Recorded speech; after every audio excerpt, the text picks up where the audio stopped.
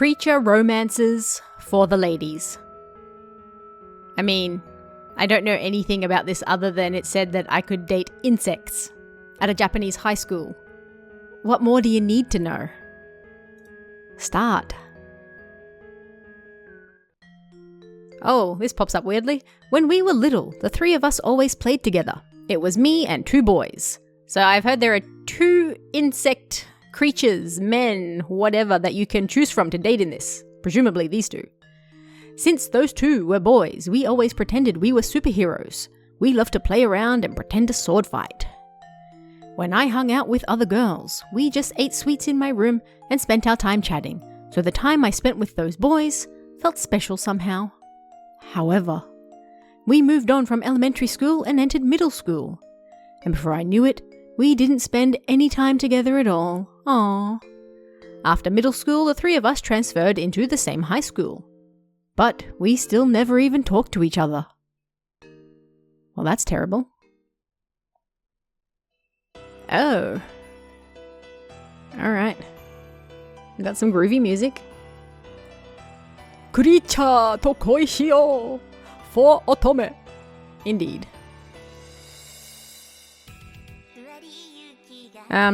Alright, I don't know whether this music will be struck or not. But, oh, that's an insect. If you don't hear anything, then yes, it has been muted. Oh, there's a fish. Can I date the fish? I want to date the fish. Why do I have to date the insects? Why do I have an insect toy? I got a lot of questions. Aitai. I mean, effort has been put into this. I'm impressed. Someone went to a lot of effort for people to date insects. He's eating a strawberry shortcake. Oh god, he's a rock star. Amazing. He's blue and covered in eyes. Wait, guys, which one? Which one are we gonna date? The rock star with the shortcake, or the blue guy with all the eyes? Decisions. I guess we'll have to see what their personalities are like. He's got glasses. He has so many eyes. He's gonna need more glasses. Oh, kakkoi! How does he get his shirt on over all of those insect appendages?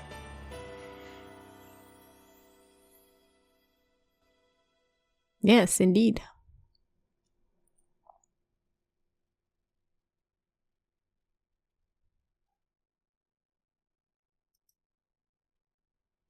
Monday, December 10. I'm clicking. There we go. Oh, it's the fish girl, Miyu. Oh, it's voice acted. Nanami, good morning. Morning, Miyu-chan. As I enter the classroom, my friend Miyuki Bashi Miyu calls out to me. Miyu-chan has been friends with me, Nanatsuki Nanami. That's a tongue twister. Nanatsuki Nanami, indeed, since we started at this school. Since this is December of our third year, it means we've already known each other for 2.5 years. Ooh, everyone's graduating soon.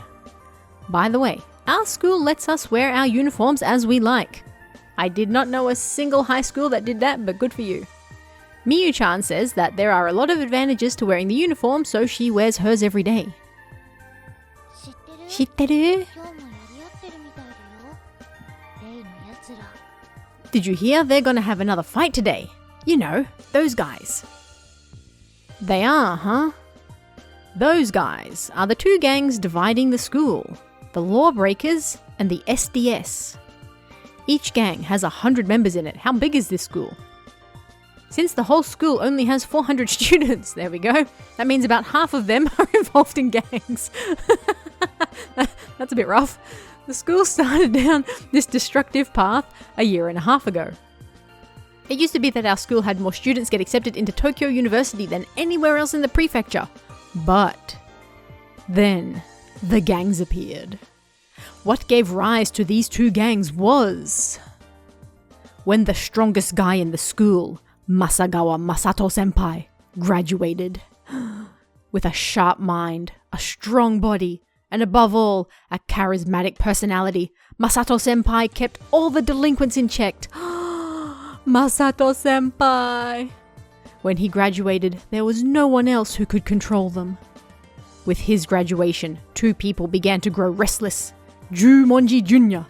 and Nikaido Kaito. These names are really hard to say.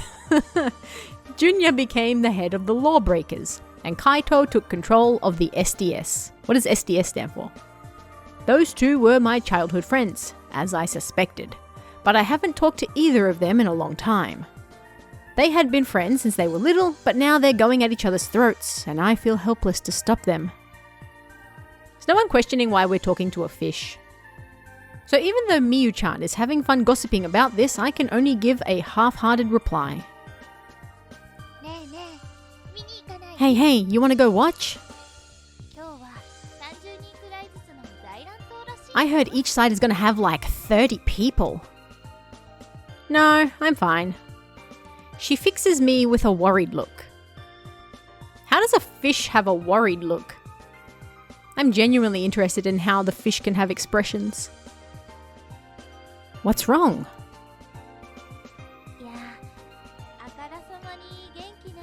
Well, to be honest, you don't look so good. Thanks. Huh? Don't be silly, I'm fine. I force myself to smile as bright I can. I don't think that fooled her. Sokka!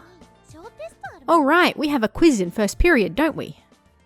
She changes the subject. I guess she's noticed my lack of enthusiasm. Demo sa.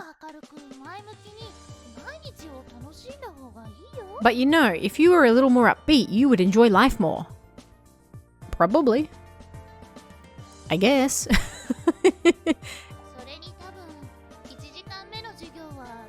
Oh, Ina. Anyway, isn't our first period class getting cancelled? Cancelled? Oh. Because the teachers are having an emergency staff meeting. This is really causing a lot of chaos, isn't it?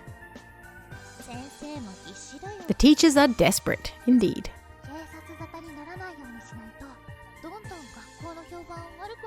If the police end up getting involved, it'll destroy the school's reputation. Yeah, it sure will.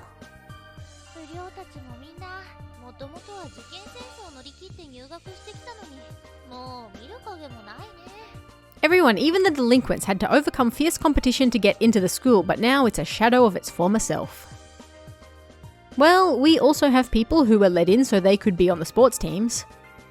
And I think some just stop caring and go wild the moment they get past their entrance exams into high school. Everyone has their own story, right? You sound like you've got a story too. She leans forward, absorbed in the conversation. Huh? No, well, I guess you could say there are people like me here too. I think I know what you're trying to say. Miyu-chan, you're so smart, but you never want to study. I only do it when my parents make me.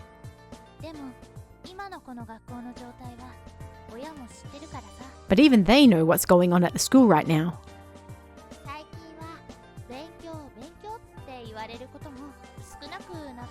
So they haven't really been nagging me about studying either. They haven't?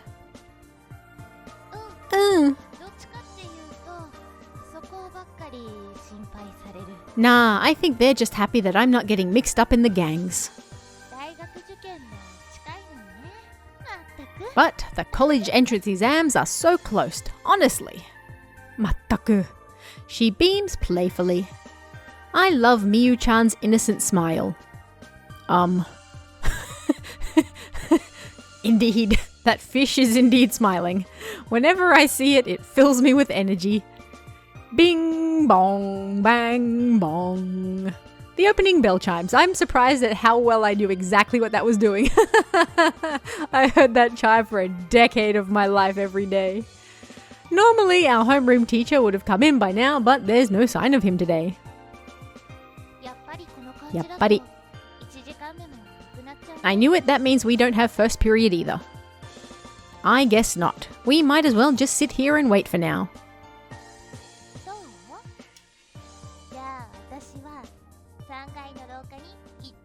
Oh, well, I'm going up to the 3rd floor hallway then. Are you going sightseeing? Da-de.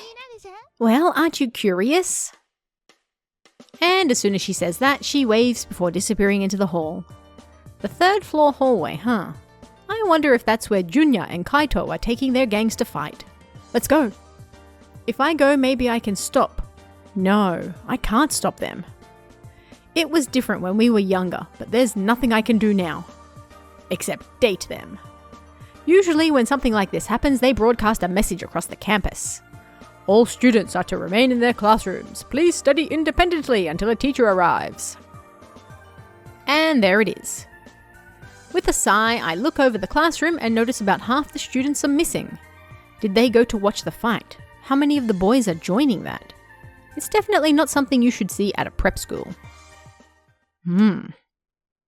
Alright, so we have insect gangs. In the end, we didn't have class until 3rd period. Nice. But instead of going to class, I'm walking towards the nurse's office. I'm not sure if I caught a cold, but my body is feverish and I can't focus on anything. I caught a cold in the winter. Does that mean I'm an idiot? Excuse me? Yes, it's only idiots. Or is it only idiots that catch colds in summer? That's how the saying goes.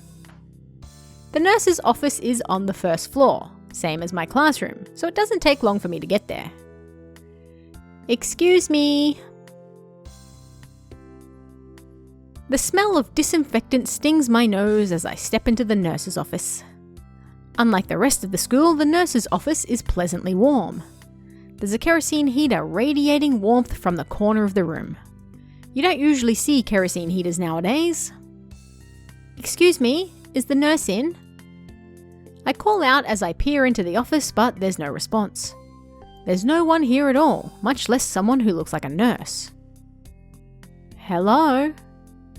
I'm getting more and more desperate. I know I'm not doing anything bad, but I still feel like I'm intruding on someone's home. I can't stand being here anymore, and I turn to walk back out when... It's an insect. There ain't no one here but me right now. If you need medicine or something, just take it. Startled, I turn to the direction the voice came from to see... a male student getting up from the bed and slowly walking towards me. That's certainly an insect. Oh, hey, if it isn't Nanami. Oh, Junya. Okay, so this insect is Junya. This is Jumonji Junya. He's the head of the lawbreakers as well as my childhood friend.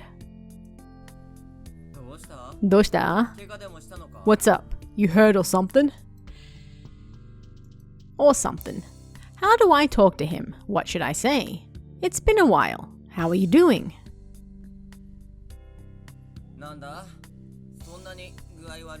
What? Is it that bad? He brings his head closer to me, as if to get a better look at my downturned face. Like the little appendages gonna like poke me in the eye? I'm a little worried. Ugh. That's all it takes for my face to light up like a bonfire. Maybe you're allergic. This is the first time I've ever had a guy's face so close to mine. Is that the right way to say it? No, he's not a typical guy. He's my friend from a long time ago.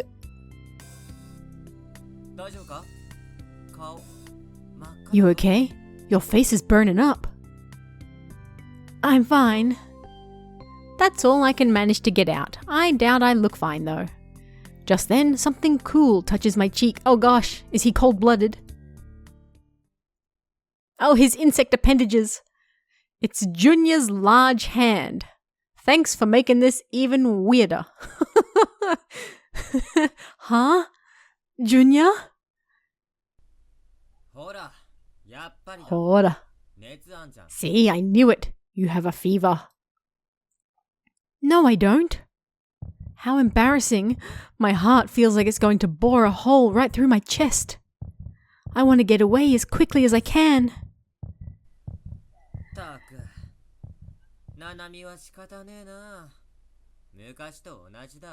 Geez, you're hopeless, Nanami. Same as back then. Back then?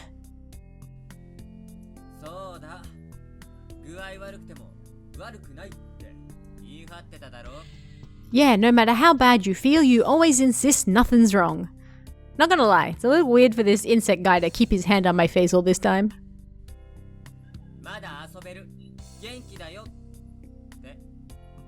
You'd say that you were fine and that you could keep playing. I'm glad. I thought Junior had become a completely different person, but he still remembers when we were little. Besides, you wouldn't have... Whoops, I should let him talk.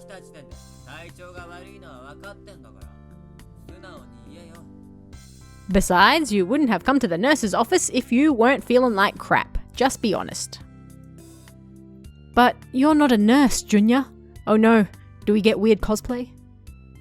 I can't believe he sees through me so easily. It makes me feel like I have to say something, but that was all that came to mind. The hell's that mean? Junior smiles at my uncharacteristically blunt response. Heh, I guess it's been a while, hasn't it? Huh? Nanigara? What else? Since we talked like this, I mean.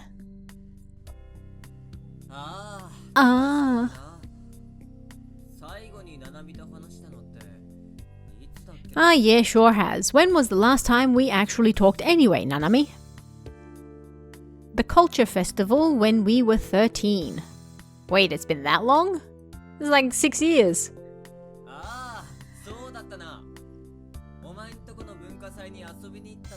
Yeah, that's right. That time we went to hang out at the cultural festival at your school. Wait, what? I suppose if we round down, it's closer to 4 years than 6. So about 4 years ago, huh? We were together through elementary school, but Junior, Kaito and I ended up going to different middle schools. And now the three of us are in the same high school. You'd think we'd be talking to each other like this every day, but...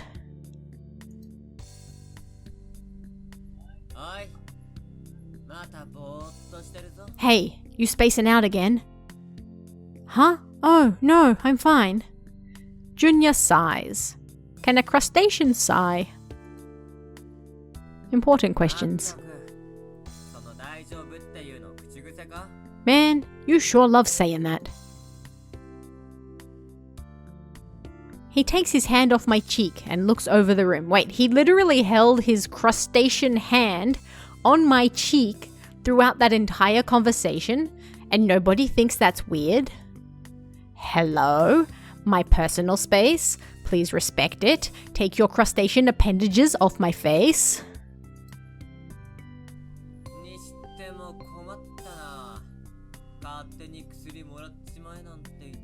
Well, I'm not sure what to do anyway. I told you to just take whatever medicine you needed, but... Junior moves to the medicine cabinet and slowly opens the door.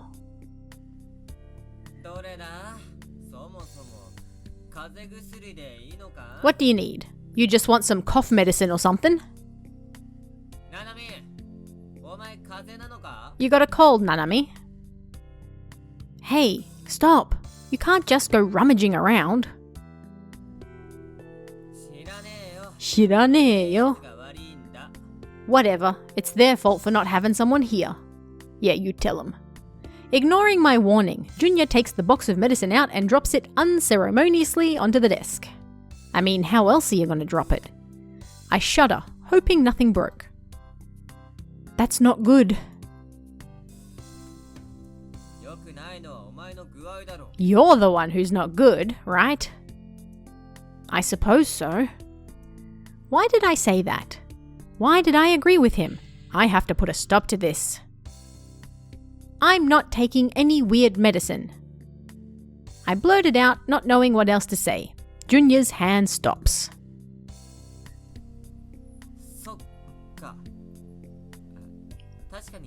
Yeah, I guess you wouldn't. Hey, why are you in the nurse's office anyway? Are you hurt? Junior must have been involved in the brawl Miyu-chan was talking about. It makes sense that he would have come here if he got injured in the fight.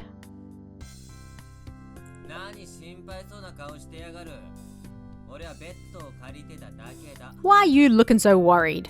I just needed to borrow the bed for a bit. The bed? For a nap. Oh, well, I'm glad you're not hurt. But I shouldn't be glad that he's here just because he wanted a nap.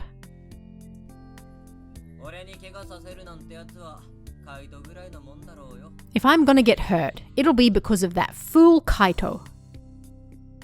That's the first time Junior's said Kaito's name. All you two do is fight with each other.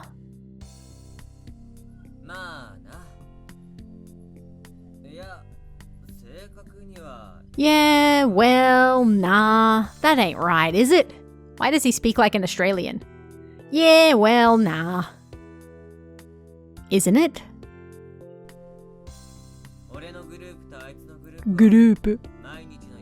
His gang and my gang are fighting every day, but the two of us never fight face to face. What do you mean?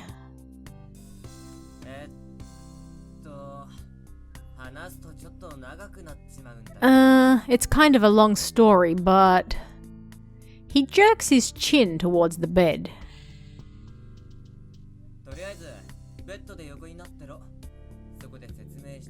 First off, go ahead and lie down. Then I'll explain it. No. Why? You lie down. Alright. I lie down on the bed like he told me to. Junior brings a stool to the bedside and sits down on it.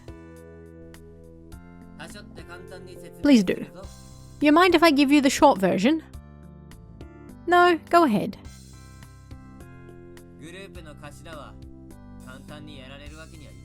The gang leaders can't get wrapped up in fights that easily.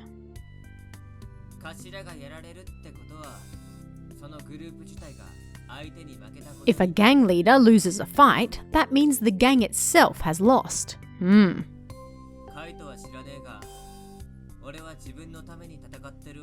Aw, he's so honourable. I don't know about Kaito, but I ain't fighting for my own sake. Aw, I'm fighting for all my comrades. Aw, he's so honourable, look at him. I fight for them and for the gang itself.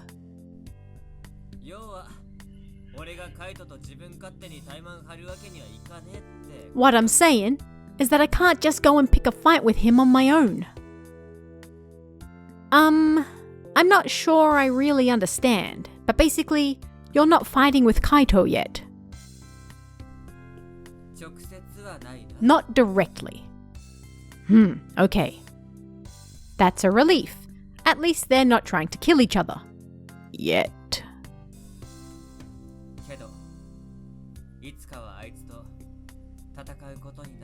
But one day I know I'm gonna have to fight him. Huh?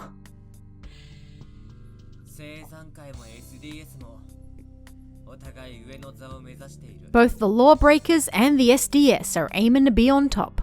What does SDS stand for? I need to know. When the time comes, we won't have a choice. That's terrible. You can't.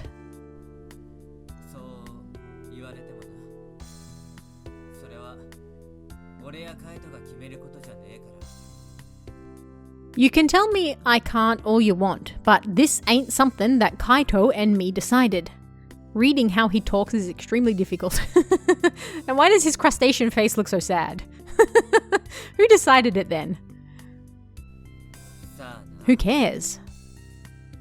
With that curt response, Junior rises from the stool.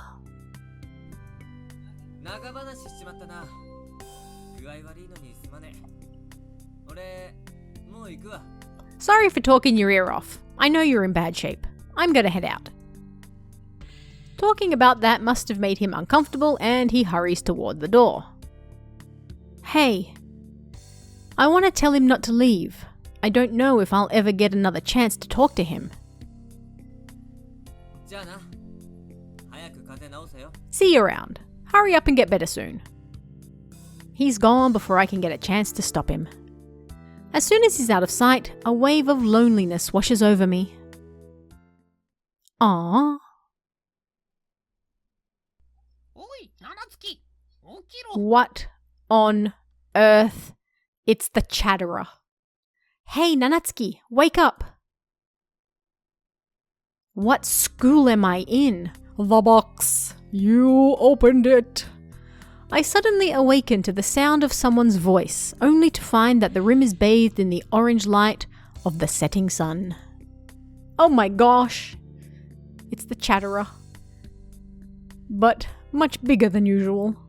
My homeroom teacher is sitting next to my bed, watching worriedly. Not gonna lie, if I woke up and saw that next to my bed, I would be horrified. Why does his voice sound like that? Are you feeling alright, Nanatsuki? Yes, sorry to make you worry about me. No, that's alright. What is going on at this school? You should be thanking the one who looked after you all this time, shouldn't you? Someone was looking after me. Someone was here. As I jolt upright, the wet towel on my forehead plops into my lap. Plop.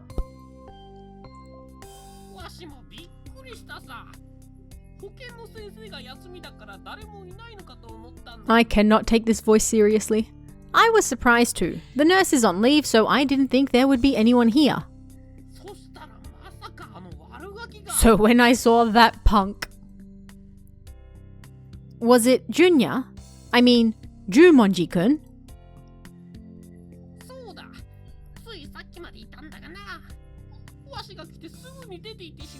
That's right. He was here until just a little while ago. He left as soon as I came. He came back. On a small table next to the bed is a wash basin filled with water. Droplets of water drip from the rim. How many times did he replace the towel? It's winter. It must have been cold.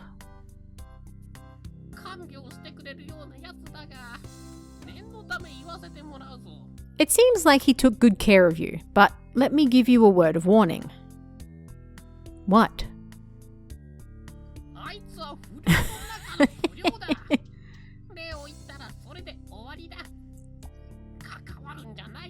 That punk is a delinquent even amongst delinquents. You thank him and that's it. Don't get involved with him, alright? You're not my supervisor.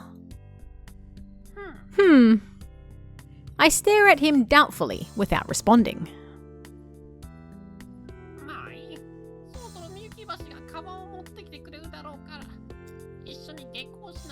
Alright, Miyukibashi has your bag, so please let her take you home. Miyu-chan? Alright. Oh hell no. Or if you'd like, I could drive you to your house. Absolutely not. No thank you. I'll be fine getting home. Sokka, I see. I am not inviting the chatterer home. Oh gosh, the fish. Miyu-chan holds my bag for me as we walk down a hallway that's become deserted after school. Dessert. Are you alright, Nanami? I guess. Yes, I'm fine now. Sorry to worry you. It's the truth. I was sick before, but I feel great now.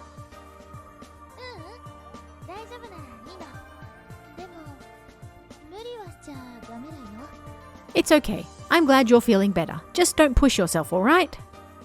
Right, thanks. A thought pops into my head. Hey, Miyu-chan? What is it?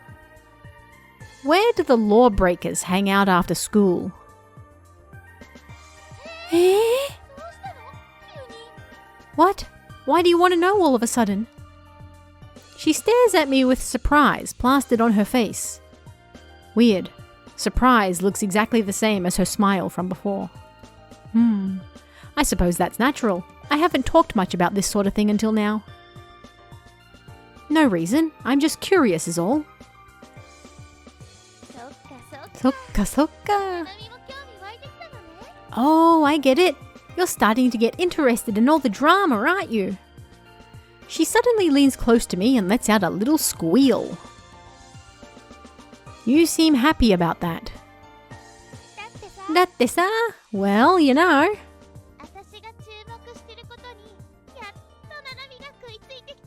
I knew that once I told you about it, it wouldn't be long before you got involved.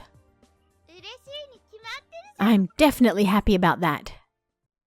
I think the two of us have different priorities, but whatever. Anyway, do you know where they meet? Miyu-chan proudly puffs out her chest. Of course I know something like that.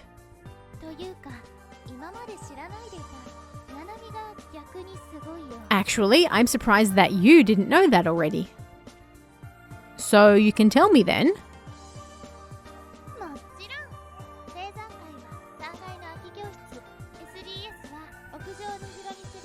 You bet. The lawbreakers meet in the empty classrooms on the 3rd floor. The SDS make their base on the roof.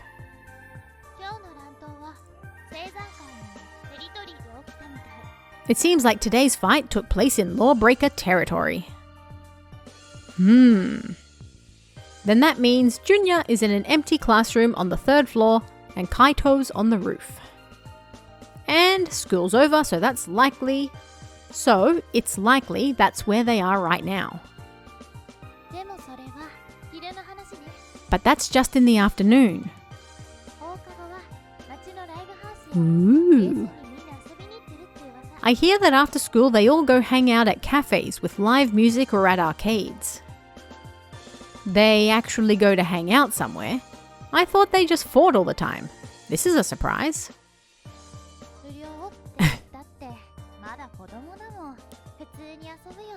Sure, they're delinquents, but they're still teenagers. They still do things teenagers like to do. It's kinda cute, actually. Cute? That's why they're so popular. I kind of stopped listening after that. What will I do if I can't find them on the rooftop or in that empty classroom? That's all I can think about. But right now, those two places are the only clues I have. It wouldn't hurt to go check. Junya talked to me after so long. Maybe Kaito will be as willing to talk as Junya. I'm going to have to thank Junya. The empty classrooms on the 3rd floor and the roof, huh? Who should I try first? Alright, this is the perfect place to end this episode. So far, we have met the crustacean, the fish, the chatterer. We're about to go and head up and meet the blue eyeball monster, I assume. Come back next week and find out which of these two fascinating insect creatures we are going to date. Because I don't even know yet. But I hope you guys enjoyed this. It's certainly something. I'll see you guys again next time. See ya. Welcome back to the best insect dating simulator you're going to see all this week. Who should I try first? That's right, we were about to make a decision. I don't remember which is which. Who is the crustacean and who is the dude with all the eyes? Let's just go with Kaito. Sorry, Miyu-chan. Do you mind if I head home on my own? I just remembered something I have to take care of.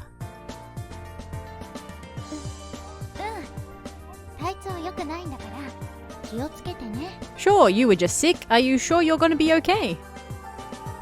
I'm sorry about this, Miyu-chan. Don't worry about it. See you tomorrow. She tilts her head, seeing me off with a smile. Thanks, Miyu-chan. Aww. Alright, I walk up the empty staircase. I can't believe how quiet it is now, considering the uproar earlier today. I wonder if Kaito is still here. I ascend the staircase until I finally reach the 3rd floor. Every class in the school is being held on the 1st and 2nd floor this year. The third floor and the rooftop are unusable because of the delinquents that have occupied them. These things happen. I can't believe they made their bases there though. The first floor had the teacher's lounge, the nurse's office, and the library, among other things. And the class that Miyu and I are in, 3B, is on the first floor too. Looking up at the staircase to the roof, I noticed something. My volume is way too loud, I'm about to turn it down a little. 1 second.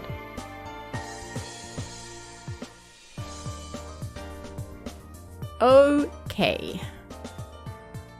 If the roof is the SDS's base, there'll probably be other delinquents besides Kaito up there. Will I even get a chance to talk to Kaito alone? Wouldn't they just get rid of an outsider like me? What should I do? If Kaito's not there, other gang members probably will be. I should have known this would be scary. They'll probably hit me or do something unimaginably worse. I should go. As I turn to go back down the stairs, I hear the familiar crack and thump of a door opening and closing. Wait, opening doors crack? Okay. The sound of footsteps echoes down the stairwell. I can't stop myself from looking back. Soon the source of the footsteps appears before me. Oh, it's the dude with the eyes. Okay, so Kaito is the guy with the eyes. Yes. Kaito comes to stand next to me as I stare at him, unable to turn away. Then, pushing his glasses up slightly with the tip of his finger, he says, "Ah yes, how very anime of you." Is that you, Nanami? Long time no see. It's been a while. It's the same as when I talked to Junya. The situation is too tense and I'm at a loss for words. Why are you here, Nanami? Well, we go to the same school, so... Did he never realize that? I mean, this is a bit of a shock to me, but...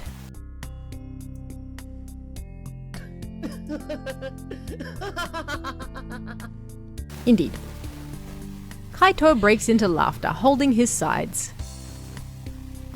What? The tension in the air seems to dissipate as I stare at Kaito laughing carelessly.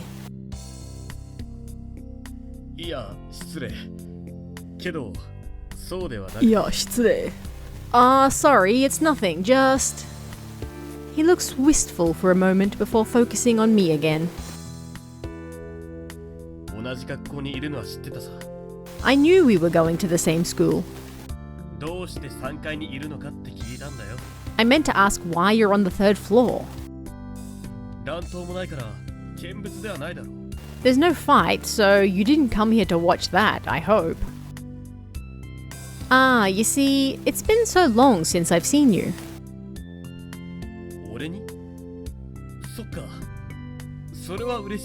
Me? I get it, I'm happy to see you. Kaito seems a little embarrassed, but... Wait, when did he become this confident? I'm happy to see you too.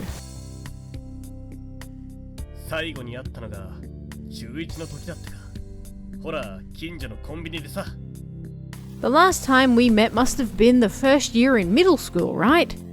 No, at the convenience store nearby. I remember. You were pretending to smoke a chocolate cigarette. Ah yes, very thug.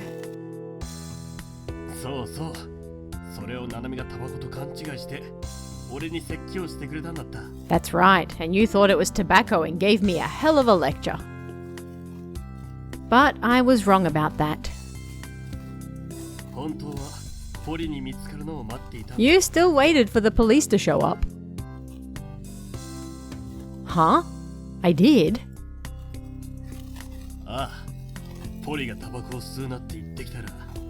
Yeah, you said the police were going to tell me not to smoke.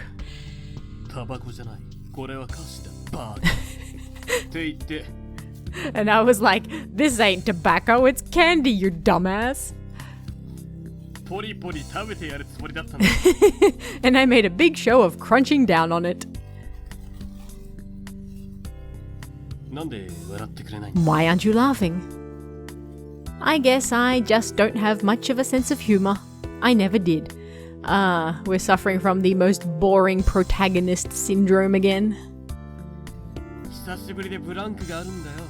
You've got a blank face like you did back then. Oh, thanks.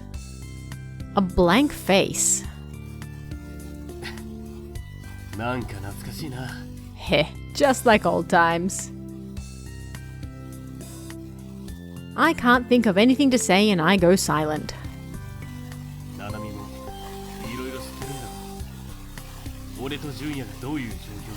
You know about it, don't you, Nanami? About the situation with me and Junya, I mean. Yes. How's Junya? Are you two getting along? I suppose. Getting along? Well, today was the first time in I don't know how long that we've spoken. Sokka, I see. Hey, Kaito. What is it? Do you think the three of us could No. Sorry, that's impossible. Impossible! He interrupts me before I can finish.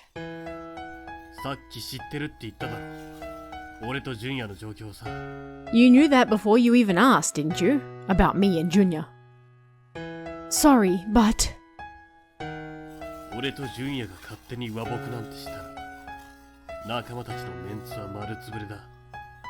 If Junya and I just decided to stop tomorrow, it would be the same as dragging our gang's honor through the mud. I hope you understand. But you two don't really hate each other, do you? I hope that's true. My tone is more passionate than I meant it to be. That's... how can I put this? Huh?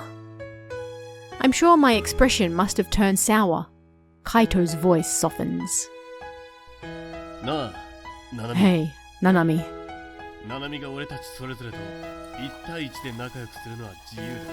You're free to hang out with both of us separately. Isn't that enough? I tried so hard to get in touch with them, and yet... I wish he wouldn't say such heartbreaking things. No, it's not. My voice quavers. It has to be all three of us. Things can never go back to the way they were before. You're wrong.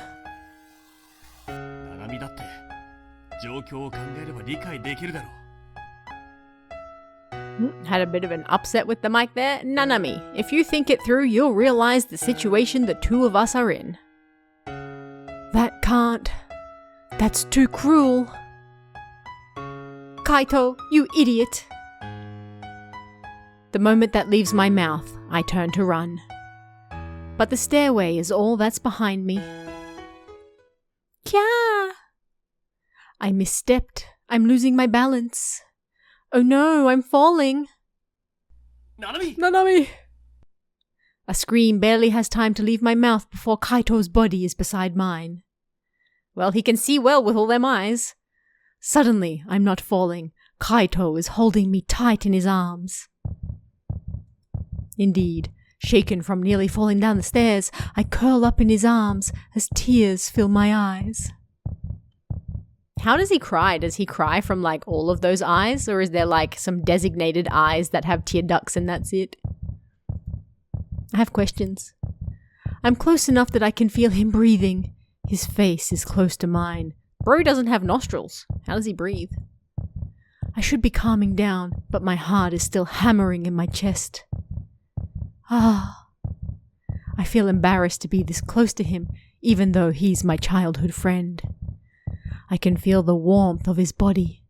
That warmth brings me back to reality, and I realize exactly where I am. That was close. Just hearing his gentle voice puts me at ease. Be more careful, okay? Okay. I nod, and with that small motion, the tears that had been gathering begin to spill out. Are you crying? I'm sorry. I was just scared. I'm fine now. 謝るなよ。こういう時はありがとう。 Don't apologize. Just say, thank you. Thank you. ああ、でも俺は謝らないとな。 Yeah, but I'm the one who has to apologize. No, I was just being a selfish brat. とりあえず俺と純也のことは近々決着がつくと思うから。 I think this thing between me and Junya will be over pretty soon. しばらくは見守っててくれないか。 Just sit back and watch for a while, okay? Just watch? ああ。 I've... ん？ Yes? I've got a lot going through my mind right now. 考える？ Do you? I don't know what to say. I can't even think of what I should be thinking about. But I'm sure that this whole thing will just end in fighting. I don't want that to happen, so maybe lying to him is best for now. まあいいか。 It's alright. We didn't reach any kind of agreement, but he nods and gently lets go of me. Are you 痛 hurt? いところはないか。 I'm fine. ならよかった。 That's good. あ、そうだ。もし俺に会いたくなったら放課後に屋上まで来てくれ。 Alright, if you need to find me again, come to the roof after school. Is that really okay? Don't you have other friends up there? 放課後はみんな街に遊びに行ってるさ。 After school, they all go roaming around town. Oh, you don't go with them? I guess Miyu-chan isn't quite right after all. 朝から晩まで頭の俺が一緒にいるとあいつらも気が休まらないだろうからな。 If their leader was with them from the beginning of the day until nighttime, they'd have a hard time relaxing. That makes sense. Alright, well, I'll come back sometime, okay? ああ、待ってるよ。 Sure, I'll be waiting. I'm going to head home. Do you want to go home together? せっかくだけどすまない。ちょっと寄るところがあるんだ。 I'd love to, but I can't. I've got somewhere I need to visit. Before I know it, his eyes have hardened. All of them. 1, 2, 3, 4, 5, 6, 7, potentially 8. 8 eyes hardened. Are you going to a fight? It's just a hunch, but 心配しなくていい。 don't worry about me. Okay. All I can do is nod obediently. The firmness in his words feels a little like he's trying to push me away. Alright, then I'll get going. ああ、またな。 Alright, later. Yeah, bye. I can feel Kaito's eyes on my back as I walk away. All 8 of them. I trudge toward the suburbs. I've always gone to school in this town. First elementary school, then middle school, and now high school. It might have been different a long time ago, but in high school and middle school, there's no need to go back and forth from my home town. Why was that split? I can go back to my middle school in the town I loved so much. Junya and Kaito each went to different middle schools. I found out why after graduating from elementary school. These 2 close friends had simply chosen to go their separate ways. These things happen. I was shocked. I had thought that it was just natural that the 3 of us would go to the same middle school together. But I was elated when I found out that the 3 of us were going to the same high school. And now, today, 2.5 years after getting into high school, I finally met them again. Genuinely, how do you go 2.5 years, no matter how big your school is, and we've been led to believe this school's quite small, without seeing 2 people? Impressive. Yet despite that, I feel strangely gloomy. I've seen that silhouette a few times before. I'd never talked to him before though. And I went to all the trouble of finding them. If this keeps up, the two will probably end up in a fist fight with each other. Is there anything I can do to stop them? Sheesh, I hate all of my negative thinking. No, I can't be that way. No more dark thoughts. I slap myself clumsily in an attempt to rally my spirits. Alright, I'll talk to them more and look for a solution. Saying it out loud helps lift me out of my sadness a little. I'll go and find them again tomorrow. I should be able to find Kaito after school, but how can I get in touch with Junya? I hear that none of the members of the Lawbreakers or the SDS even attend classes. If that's true, I won't find them in the classrooms. There must be a way to meet with them. Even if I could figure something out, I don't know if I have the courage to go through with it. The only thing I can really think of is going directly to their houses anyway. I haven't thanked him yet for taking care of me either. That's as good of a reason as any to visit someone's house. I begin walking towards Junior's house with a peppiness that surprises me. Peppiness.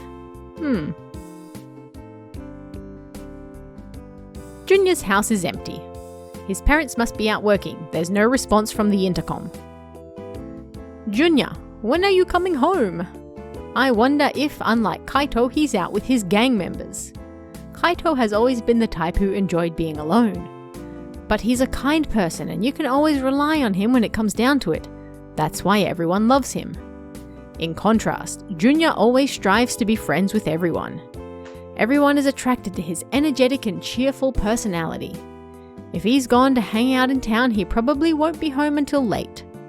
Is he coming back? No, even if he does come back, it's not like anything will change. I only met Junior today by coincidence. I'd have to keep relying on chance. Miyu-chan is right. I have to be more upbeat. I'll wait.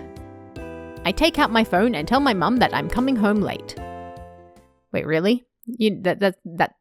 That's creepy. She's just gonna like stand outside this guy's house until he comes home. That's a little stalkerish behavior. Before I know it, it's 8 o'clock. Yeah, that's kind of weird.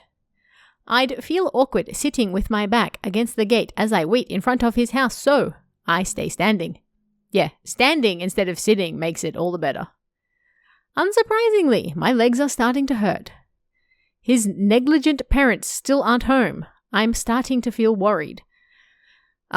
He's a big boy. He's in his last year of high school. I'm pretty sure he can survive even if his parents aren't home by 8. Do they still live here? Shining the light from my phone on the nameplate next to the gate, I see that my fears were misplaced. The name Jumonji is imprinted neatly on the metal plate. Come to think of it, I stare at the phone in my hand, glad that I thought to get their addresses. I should find out when I can see them again. Just as I put away my phone... Looking very crustacean-like. What are you doing here? I'm totally not stalking. It's the same voice I heard this afternoon. I turn in the direction it came from and see Junya. Ha! As soon as I catch the first glimpse of him, I breathe a sigh of relief. How does he get his shirt on over all those, appendages? What's up? You waiting for me? You want to catch a cold or something? Is it snowing? I wanted to thank you for today. I didn't do anything that deserves your thanks, though. He tilts his head. I found a towel on my forehead when I woke up, and the teacher said you had been there.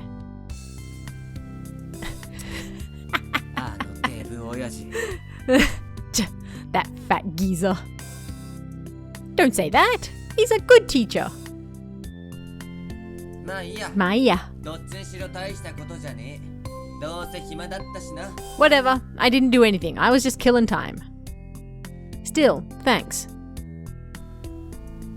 Sure. Also, I didn't lie when I said I wanted to thank him, but there's more I want to say to him. Huh? Do you think we could start hanging out again? That's a bit weird to ask. You want to hang out with me? Yes. Well,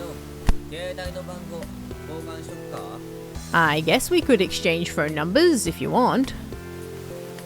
Please, I'm totally not stalking you. I jump at that unexpected proposal. Write it down for me. I'll text you later. Hold on a sec. I produce a notebook from my bag, write down my phone number and email, and carefully hand it over to him.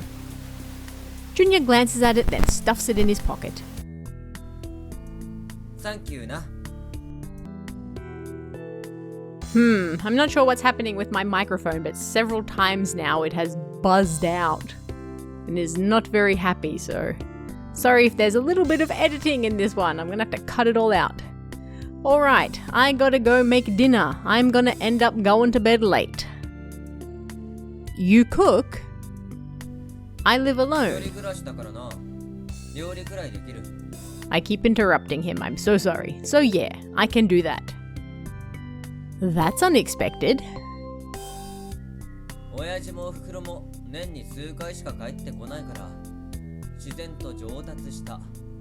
My old man and that hag were only ever home a few times a year, so I had to learn. Are they on business trips?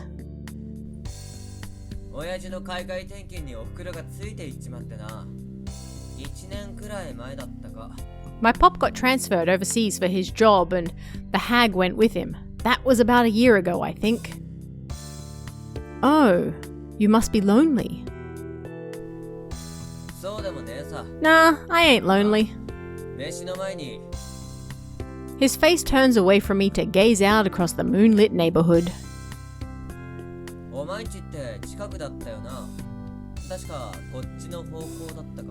You live pretty close to here, right? Somewhere in this direction?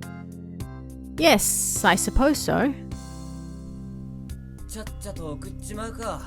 You want me to walk you home real quick? My bad. I'm good.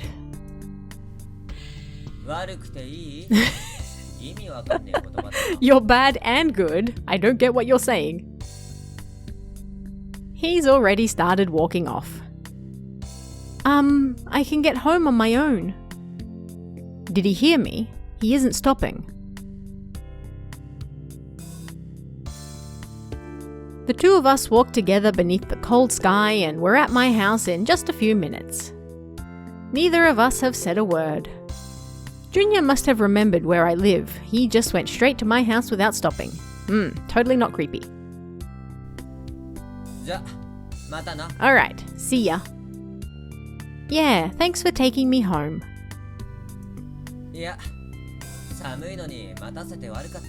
Nah, I'm just sorry I kept you waiting out in the cold.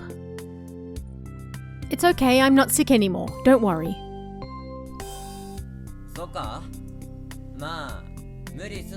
Is that so? Well, don't push yourself.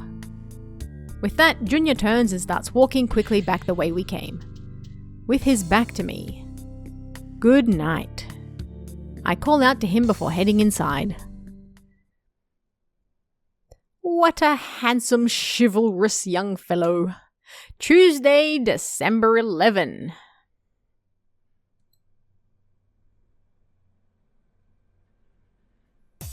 The next morning, I meet Miyu-chan by the school's gate. That fish will just never fails to surprise me. Morning, how's your cold? You okay now? Morning, I'm all better. Like, I have questions about the body.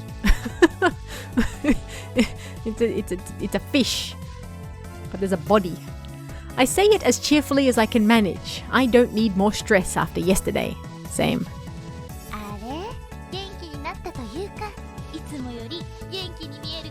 Huh? You sure are. You seem more lively than usual. Oh, I do? Am I acting unnaturally?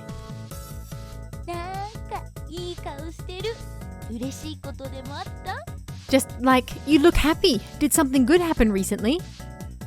Miyu-chan grins devilishly. That fish sure is grinning devilishly.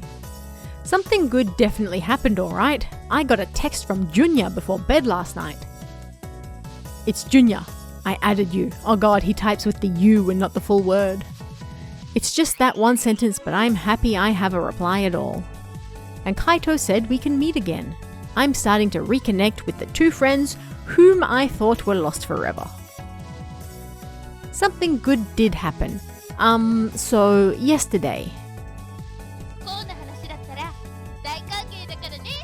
If it's a sad story, I want to hear all about it. How does that make sense? Do I have an aura of happiness around me? What makes her say that? You do? Alright. But wouldn't a sad story be boring?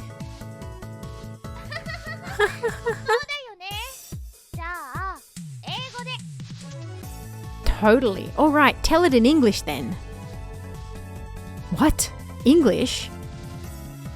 I'm worse than bad when it comes to English. Same. Yep. You are stupido. Same. She starts cracking up before I finish.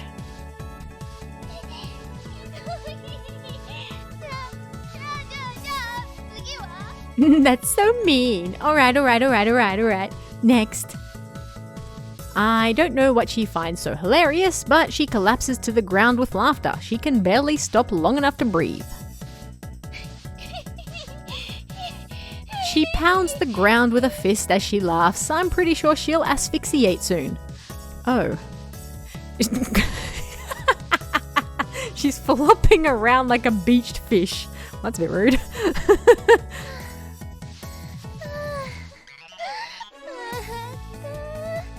That was great. I have no clue what you're laughing at. Me too. No way. I thought I was gonna die. Shinuka to omotta. Unlike yesterday, we actually do have class starting from the first period. Most of the boys are missing, but the teacher doesn't comment. Predictable. Those are the guys who joined the gangs. We make it all the way past 4th period without any incidents, and soon it's lunchtime. Wanna eat together, Nanami? Miyu-chan appears holding her lunchbox in one hand. Sure. She borrows a nearby empty chair and we eat our lunches on top of my desk.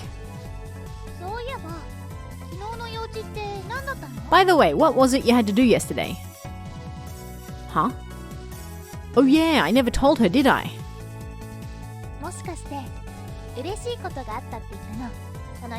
Did it have to do with the good thing you said happened to you? Yeah, well, when I think back to yesterday, I'm certainly glad that I got to see Junya and Kaito again, but they weren't exactly happy reunions either. Is it even possible for things to go back to the way they were? Well, I tell her about what happened yesterday along with my relationship to Junya and Kaito, indeed.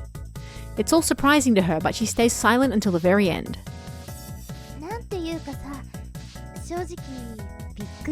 That's, like, honestly, a real shock. Yeah, right?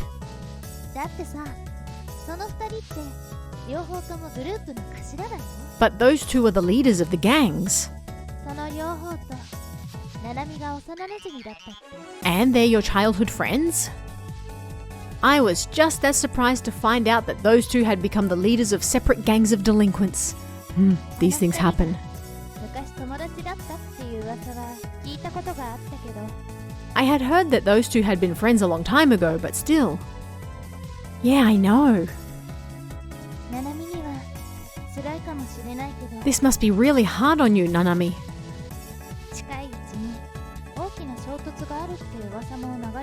But I've heard rumors that the two groups are about to clash, big time. What do you mean by big time?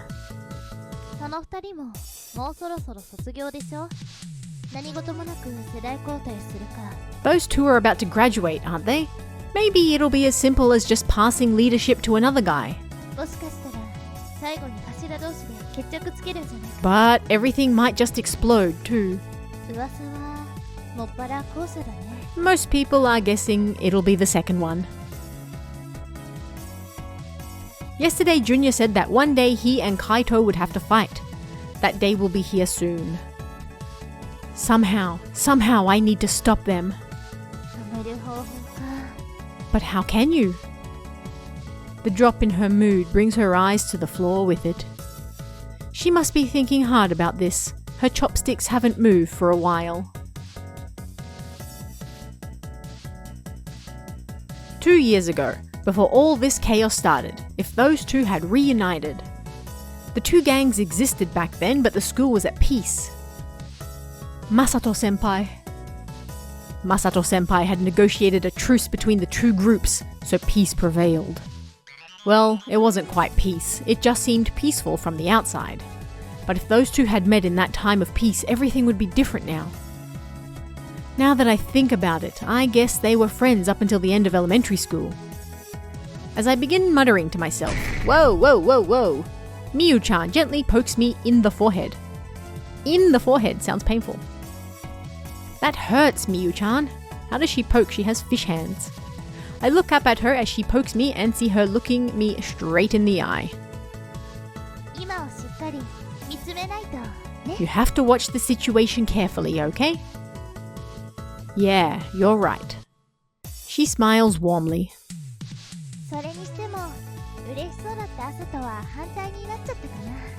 Anyway, it seems there's a bit of a cloud over this otherwise happy morning, isn't there? Yes, but I feel like just meeting with the two of them is a step in the right direction. Then I bet you're going to be busy after school today, won't you? Yeah, sorry, I guess we won't be able to go home together for a while. I need to date some monsters, sorry. Don't you worry about me, I've got your back. Thank you, Miyu-chan. She shyly turns her gaze away. Yeah, well, how could I leave a friend in need hanging? I gaze at Miyu-chan and unconsciously I curl my lips into a smile. Can we date the fish? Is the fish an option? Let's date the fish. Alright, well, we'll actually end this episode here, right as school ends. So far, we've now met both the monsters, Kaito and Junya, the crustacean, and the blue blobby thing with all the eyes. He's the quiet, solitary nerd type, and Junya is the rough Osaka-ben delinquent type. And we have a best friend who's a fish. We're gonna have to choose one of these people, insects, monsters to date very soon, I'm guessing. Let me know in the comments who we should date. It's gonna be a tough decision. And I'll see you guys again next week. See ya. Welcome back. School ends. Final exams are coming up, so club activities are cancelled and everyone starts heading home after the closing assembly. I already forgot where we were up to. The gang members must have left to hang around town too. The school building is silent, abandoned. Without the hustle and bustle of students to fill it, the school grounds feel strangely cold. I hate it when students are missing. Kaito said I can find him on the roof. And I can probably meet up with Junya if I send him a text. Who should I go see? I'm not gonna lie. I don't remember who is who yet. Is Junya the crustacean or the eye monster? Let's go with Kaito. I should go see Kaito. I grab my bag and head out of the classroom. I reach the stairway leading up to the roof, and there I find Kaito sitting on the top step. Okay, so Kaito is the eye monster. Hey. He casually waves to me. Hey. The unfamiliar greeting catches me off guard. I thought you might come. Huh? I made some tea. Oh, thank you. He stands and opens the door to the roof. Come on. Sa, dozo. Beyond the open door, the night sky sparkles wonderfully. Kaito waves his hand inviting me in, or rather, out. Ho ho ho ho. Look at that absolutely average rooftop. I step out onto the awaiting rooftop. At least they've got fences. It seems like the rest of the gang members have already gone home, so there's no one up here besides us. I'm drawn to the scenery beyond the fence, and it's beautiful. Without thinking, I marvel at the landscape as I look out over the twilit town. It looks like it says Twilit. The Twilit town. What an incredible view. I stand at the fence, entranced. いい景色だろ。 It's a great view, isn't it? Kaito appears next to me. 夕方のこの景色が好きだから、俺はいつもここにいる。 I love watching this scenery at dusk, so I'm always up here. I know. I wish I could see this every day. いつでも来ていいからな。 You can come up here whenever you want. Are you sure? I'm an outsider. 俺が許可するよ。 I'm giving you access. That's right, you're the leader up here. あ、 Ah. Hey, Kaito, なんだい？ what is it? This is the best time to ask him, but how can I bring it up so suddenly? As the silence drags on, Kaito lightly clasps my shoulders. Kaito? ほら、リラックス。肩に力が入ってる。 Hey, relax. Your shoulders are so stiff. Oh, thank you. Yeah. How can I relax when he's touching me? It makes me think of yesterday when he pulled me into his arms to save me from falling. My heart starts pounding in my chest. 何か聞きたいことがあるのか？ Do you have something you want to ask me? He asks with a gentle tone. I wish I wouldn't hesitate so much. And then, そうだ、お茶にしよう。 right, the tea. Huh? お茶を飲みながら、ゆっくり話せばいいだろ。 That does sound good. It might be nicer if we can have some tea while we talk, don't you think? Yeah, sure. I'm not sure if he realizes how much trouble I'm having, but I'm glad either way. Check out this eye monster. He is so sophisticated, he even has sweets. He leads me over to the shaded wall next to the stairwell, where he's somehow set up a sofa, a table, and even teacups. How fancy. どうぞ。 Dozo. Thank you. I sip the tea Kaito made. It's got a fruity, sweet taste and a smooth texture. Like your mom! This is the first time I've tasted something like this. It's good. Kaito smiles as I tell him what I think. 気に入ってくれたみたいで。 I'm よかった。 glad you like it. I keep interrupting him. This isn't quite normal black tea, is it? アールグレイにドライフルーツをミックスしてみる。 I tried mixing Earl Grey with dried fruit. You made this yourself? 昨日ネットで調べたんだよ。 I read about it on the web yesterday. The web. Who says the web? You did? ナナミが来てくれたら何をご馳走しようかって。 Oh, bro is shooting his shot. I figured I should treat you to something nice if you came up here. He declares it without any hesitation.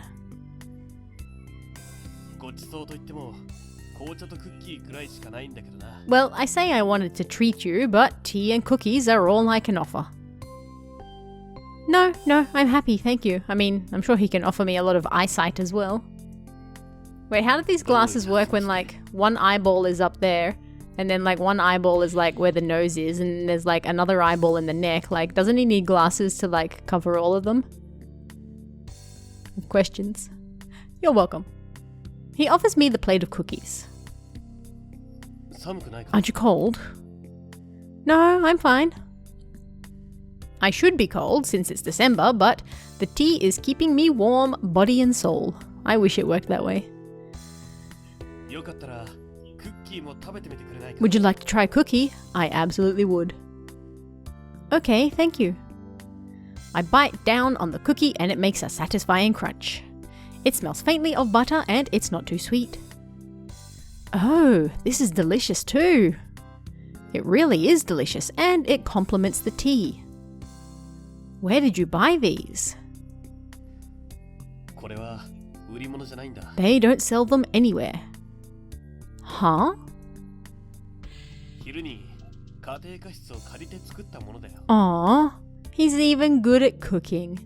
I borrowed the home ec classroom to make them this afternoon. You did, Kaito? Yes. ああ、 Wow. I let my astonishment slip through.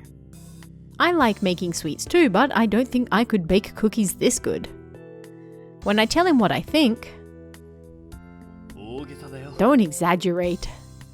He pushes his glasses up slightly, embarrassed. Okay, but to cover which eyes? It's, ナナミに食べてもらいたくて。 I made them for you, Nanami. That makes me so happy I don't know what to say. どうした？ What's wrong? Oh, I'm just so happy. Can I tell you something? Don't laugh. Sure. This is the first time a boy has ever done something like this for me, I think. ナナミの周りの男たちはよっぽど節穴の目をして。 Well, they certainly don't have as many eyes as you do. The boys around you are blind. What? ナナミは十分すぎる。 Oh, you. 魅力的だって言ったんだよ。 I'm saying you're more beautiful than you realize. He says with an uplifting smile. Heh, I see you're still as charming as ever, Kaito. Time flies as we chat comfortably. That comfortableness begins to seem natural. そういえば聞きたいことって何だったんだ？ That reminds me, what did you want to talk to me about? He catches me off guard by bringing it up so suddenly, but I guess this is my only chance. How did you become the leader of the SDS, Kaito? Kaito's voice suddenly becomes hard. 俺には欲しいものがあった。 There was something I needed. それを手に入れるにはどうしても頭にならないといけなかった。 And to get it, I had to become the leader of this gang. You became the leader just to get something? As I ask, Kaito casts a troubled glance at me. それは That's... He hesitates. なんというか、まあ影響力だな。 I suppose I needed the authority, you know? みんなの憧れる存在になれば多少でも影響を与えられるはずだろ。 I'd have the authority I needed if everyone looked up to me, wouldn't I? I think Kaito could have gained enough authority even if he hadn't fallen in with the gang. He had plenty of charisma even in elementary school. Everyone loved Kaito no matter who they were. This doesn't make sense. There must have been some other reason for him to do it. So, you figured you'd gain that authority if you could come out on top over the lawbreakers. Ah. His reply is quick. I try to hide my disappointment. From yesterday's conversation, it seemed like the two of them didn't want to get into a direct confrontation. But the way Kaito is now... ショックだったかい？ Are you surprised? Yes. ナナミは昔から喧嘩が嫌いだったな。 You hated fighting even when we were little. What I hated most was when you and Junya fought. Kaito's lips curl into a bitter smile. I have a question. Where are his lips? I have to fight him. あいつが青山会の頭だから。 He's the leader of the lawbreakers. Do you? As the discomfort in the air thickens, I reach for my teacup. My tea is icy. I didn't realize how much time went by. ちょっと寒くなってきたな。 It's gotten cold, hasn't it? Yeah. 家まで送るよ。 I'll take you home. Huh? You can't. もうそろそろ暗くなるだろう。送らせてくれないか？ It's already getting dark, isn't it? You don't want me to walk you back? Well, would you mind? こちらこそ。 It'd be my pleasure.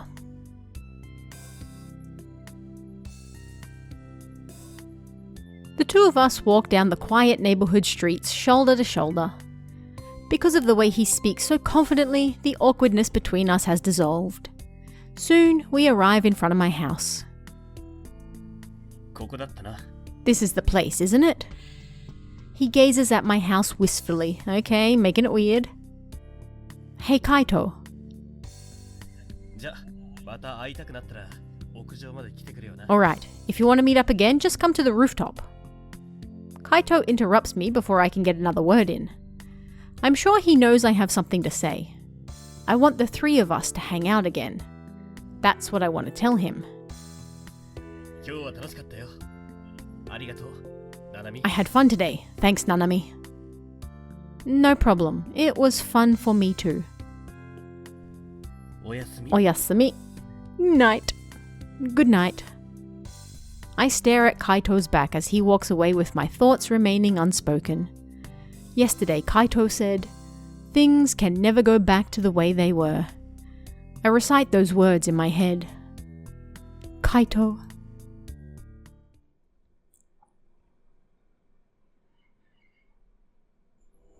Beneath the cold sky, I sit on a swing in the park. Wait, he walked her home and then she was like, you know what, nah, I'm gonna go sit in this park at night instead. I stay there for half an hour wondering to myself. What do I do? If I stayed in my house, I think I would have just collapsed, so I went out instead, but I still can't find a solution. I am, of course, still worried about Junya and Kaito. The only ones I can talk to about my meetings with them are my mum and Miyu-chan. There is one more person. Masato-senpai. Masato-senpai used to play with the three of us at the park almost every day. He seemed to live nearby, so we ran into him a lot. Right after I got into high school, we met in the hallway and he seemed to suddenly remember me. Wait, is he a dating option? I was really surprised when he started talking to me out of the blue that day, but afterwards we kept in touch right up until he graduated. But I haven't seen him at all since he graduated. Besides, I'd need to go to Tokyo if I wanted to ask for his help. I hear he got into Tokyo University. Ooh, nice. And I don't know his address anyway. I really don't know where to go from here. Kya! Indeed. Something tickles my calf and I look down at my feet. There's a kitty nuzzling up against my leg. Aww. Listening carefully, I can hear it purring. I wish Junya and Kaito were as easy to please as you. That went really weird places really quick. As I imagine... Oh, hello? Hello? As I imagine them rubbing their bodies against me. That escalated. That's a little too lewd. Indeed. We might do this and that. Oh, no. Stop having these crazy thoughts. I slap my cheeks back and forth. Oh, escalations. As I try to compose myself. Ooh, maybe I could think that way if things were different. I stand there thinking as the cat rubs its chin against me. You're just jealous. I blurted out without thinking. How can you be so friendly with me when we've just met? Naturally, the cat does not respond. I mean, considering the people around her, a cat talking to her would be the least of her issues right now. It just keeps purring as I scratch its back. Somehow I do feel a little better just from petting it though. I haven't figured anything out, of course, but the weight on my shoulders feels just a little lighter. I suppose I should thank you. I rifle through my pockets, but I don't seem to have anything I can give to the cat. Sorry, I'll give you something to eat next time, okay? I stand, moving back from the cat. And as soon as he realizes he's not getting any food, he quickly departs. Typical cat behavior. He lets out a little meow as he scurries away. Thanks. I thank the cat for giving me some strength and then leave the park.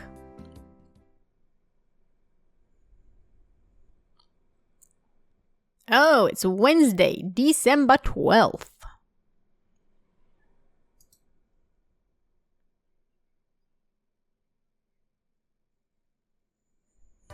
Oh, it's the fish girl. Morning, Nanami. Miyu-chan follows me to my seat. Oh, morning, Miyu-chan.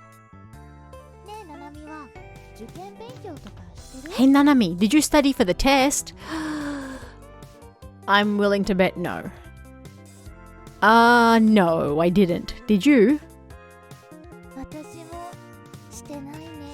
Nopers. Me neither. してないね. As I wonder why she'd ask that right off the bat, Miyu-chan says,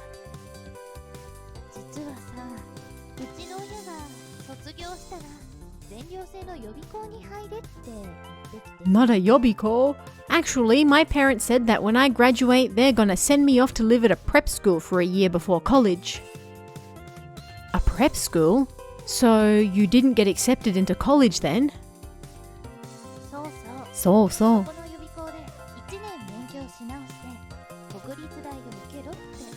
That's right. They said that if I study at a prep school for a year, I'll be able to get into a national university.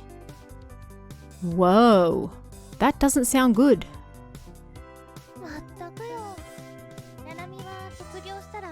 Seriously, what are you gonna do when you graduate, Nanami? I was thinking I might want to try going to a culinary school, you know? I heard they'll accept applications even a month after the deadline.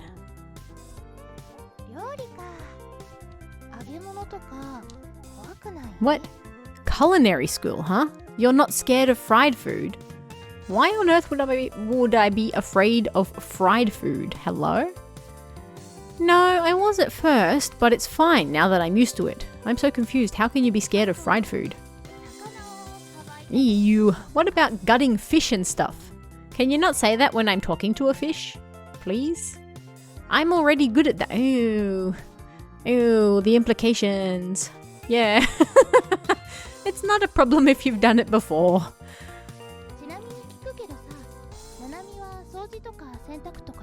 This is a little off topic, but are you good cleaning and doing laundry?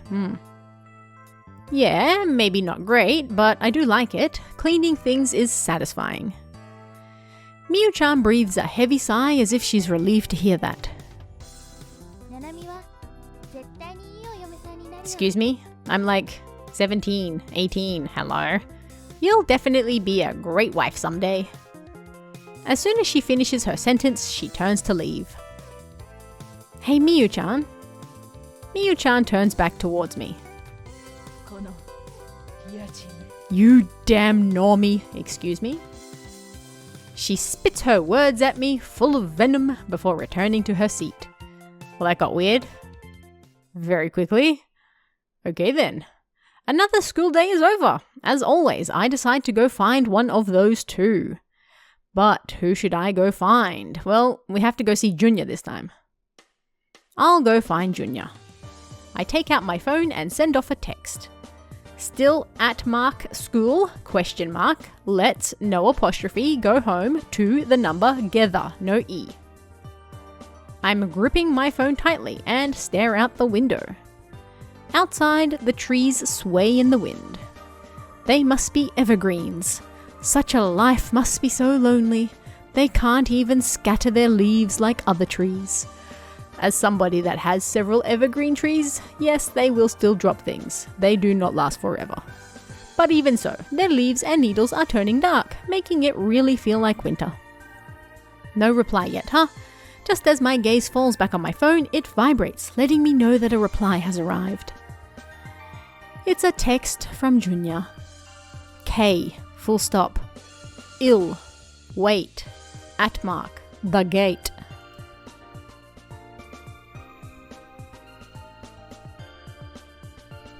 Yo. Thanks for waiting. Shall we go then? You want to go straight home? Huh? Why don't we stop over somewhere? Stop over somewhere. Yes, that's not how I would phrase that, but okay. Alright. Kimari da na. Alright, let's go then. Junya smiles an unexpectedly boyish smile. Can a crustacean smile? Ooh, we're in town. Where are we going to hang out?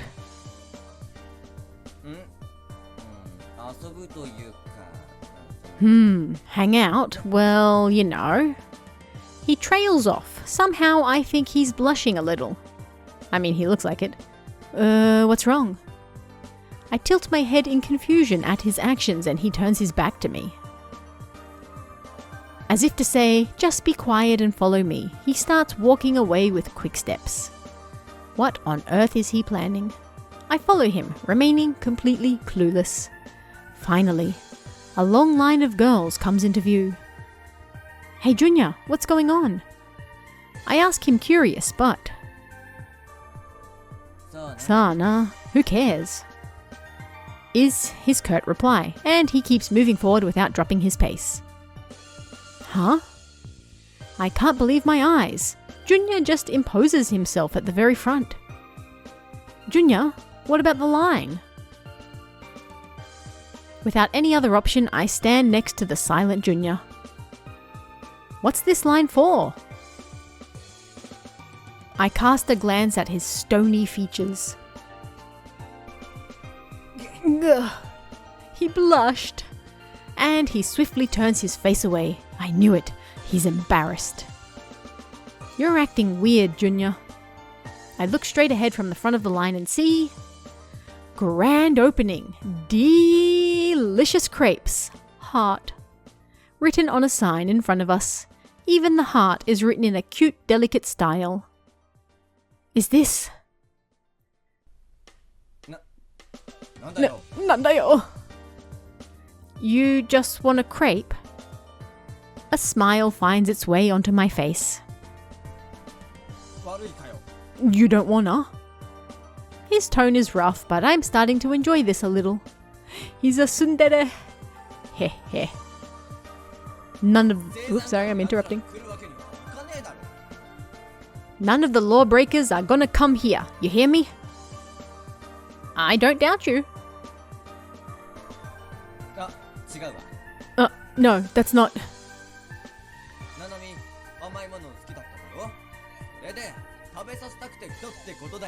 You like sweets, right, Nanami? We came here so I could treat you to one.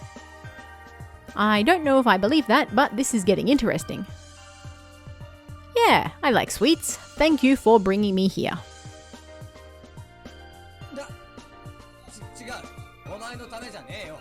It's not like that. I didn't do it for you. But didn't you just say you wanted to treat me? He hides his face again. Soon it's our turn to order. Aww, the crustacean's eating a crepe. Umena. It's good. We've bought our crepes and found a nearby bench to sit on. Now we start digging in. Yeah, it's so tasty. I'm eating the fruit mix crepe, which of course has lots of fruit in it. Junya has the strawberry special. Unsurprisingly, it's packed with strawberries. I glance over just in time to see him open his mouth wide and shove the crepe in. Could he shove the entire crepe in? How big is that mouth? His cheeks puff up as he stuffs his face and he smiles happily as he chews on it. I can tell he likes it from the way he's eating it. This is getting extremely weird. That expression of pure, food-related bliss is kind of cute. I can't stop myself from staring just a little too long. Everybody is making this situation very weird. What? You want some? He must have seen me because he's staring back at me now. Ah, no, it's... I can't say I'm admiring him, but I'm otherwise tongue-tied. Hmm? Hey, you got some cream on you. Oh gosh, here it comes. Huh? I comb my fingers across my cheek. Am I the only one who finds that expression incredibly odd? How do you comb your fingers across a cheek? Like, you can comb your fingers through your hair. How do you do it on like, how hairy is your cheek? But I can't find anything. Sheesh. Junior's finger brushes across my lower lip. Wiping the cream off me, his finger travels to his own mouth and he licks it. Yeah. Getting weird. My heart's pounding and my chest is tight. You're good now. Yeah, thanks. What? Your face is pretty red. No, it's not. Him eating something that was on my mouth, that's like an indirect kiss. I really wish I didn't realize that just now. This is like something out of a girly romance manga. Wait, what? But this isn't a manga. That actually just happened. I have no idea what's going on right now. This can't be happening. I feel like I'm about to explode. I take a bite of my crepe to distract myself. Yep, these are delicious, aren't they? Huh? Oh yeah, they're great. Junior takes another bite of his own crepe to try and ignore the tension building between us. As I watch him out of the corner of my eye, my heart begins to calm down.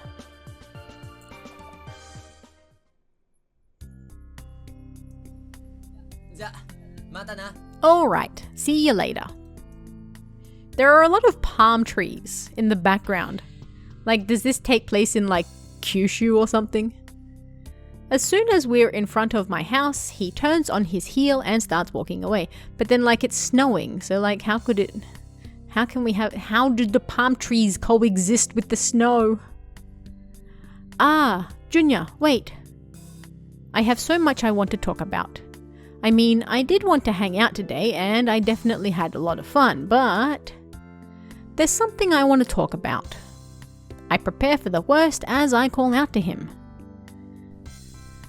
Nanda? You said that you and Kaito are going to have to fight each other soon, right? Junior stares at me, still and silent. If there's any way this can end without a fight.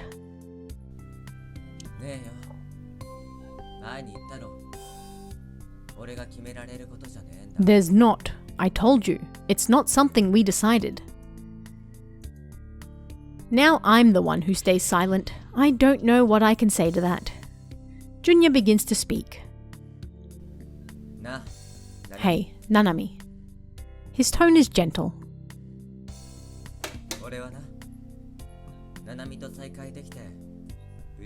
I'm happy I got to see you again. You don't have to worry about any of this, okay? Huh?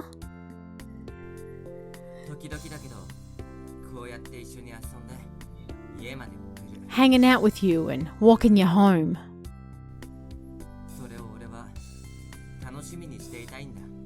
Even if we only do it once in a while, it's something I look forward to.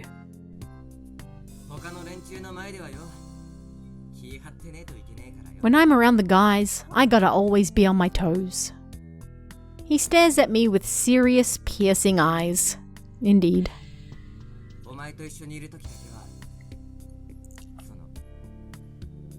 It's only when I'm with you that I can, He trails off and silence falls over us again. Until...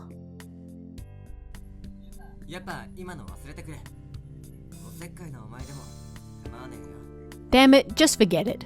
Not even someone as nosy as you should care about this. He laughs as if he's trying to play it off as a joke. Junior?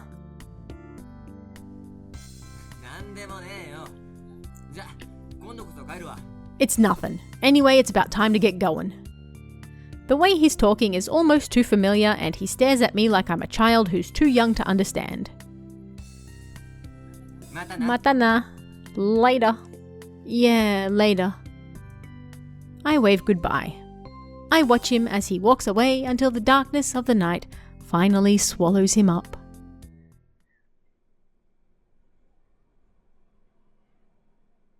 Thursday, December 13th. Christmas is coming very soon. Alright, this is actually the perfect place to end this episode. So, we went on 2 dates today. We dated Kaito, the eye monster. And then Junya, the crustacean. I'm about to get jump scared by a fish, aren't I?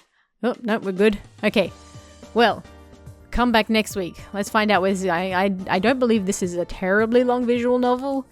I don't know how many dates we get to go on, but we can't be too far away from the ending. Anyway, come back next week and find out what's going on.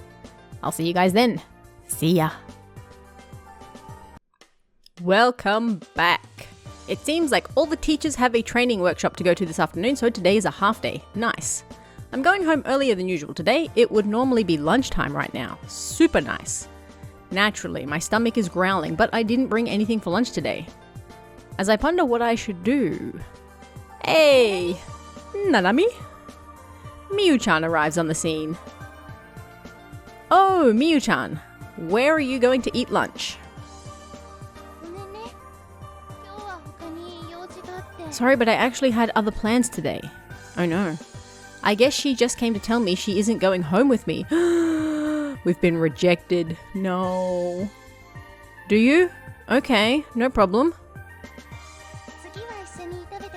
Yeah, sure, it's always next time. We should grab food together next time. Okay.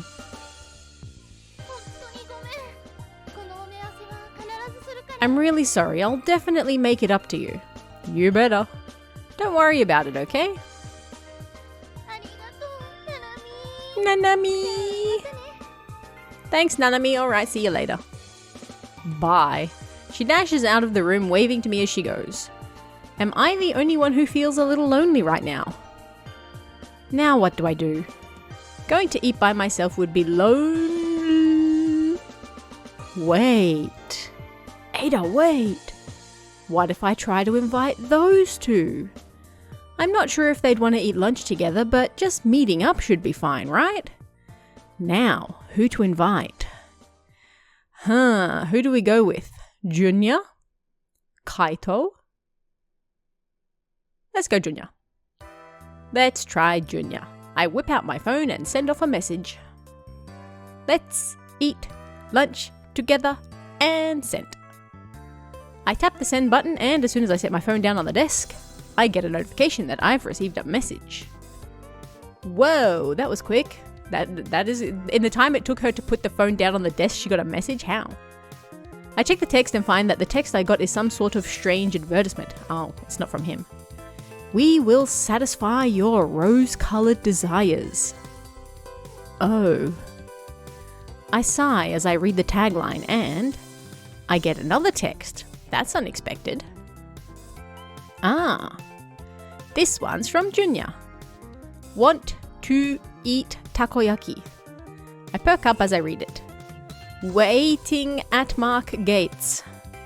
I send him a reply and leave the classroom. Time drags on as we sit on a park bench and finish our takoyaki. We still got time. Anything you want to do? Hehehe. What should we do? Thanks. You look tired. Yeah. Of course I'm tired. My belly's full and we're sitting on this bench doing nothing. And there's the weather. The warm sunlight is so relaxing. This sort of thing ain't bad sometimes. What?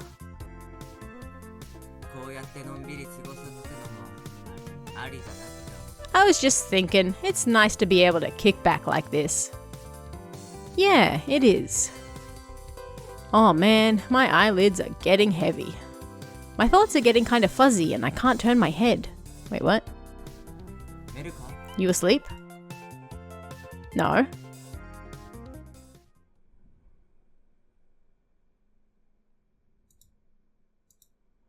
Huh? Where'd this pillow come from? That is a very good question. It's warm.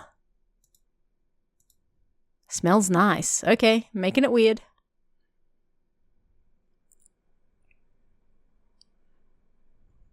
Huh? Wow. Startled, I pull myself away from Junior. Can crabs smell nice? Don't they just, smell like seawater? Sorry. Before I knew it, I had fallen asleep leaning on Junior's shoulder. いや別に構わねえけど Nah, it's whatever. I'm slurring my words a bit. I must have slept for a long time. How long did I sleep? 10分くらいじゃねえか Just like 10 minutes? Oh, really? Sorry. 謝るなってその悪い気はしねえし I told you to stop saying you're sorry. I didn't mind. Thanks. I can't believe I'd do something so rude. Though I do feel like I've slept better than usual. I mean, またいつでも言えよ the dude's a crab. At least a crustacean. A lobster, maybe. I don't know. Can he really be that comfortable when he's made of hard shell? Questions. Just ask if you need it again. Huh? 眠くなったら肩でも膝でも貸してやるって I'm saying, if you get tired, you can borrow my shoulder or lap anytime. Oh. Your lap? Wait, but that's still... Just as I start to speak, he slowly stands up. What's wrong? いやちょっと待っててくれ Nothing. Wait here a sec. Junior walks away. I look towards where he's headed and see a playground with 5 kindergarten-age boys playing on it. But something strange. 4 of them are sitting on the top of the slide, but one is on the ground, crying.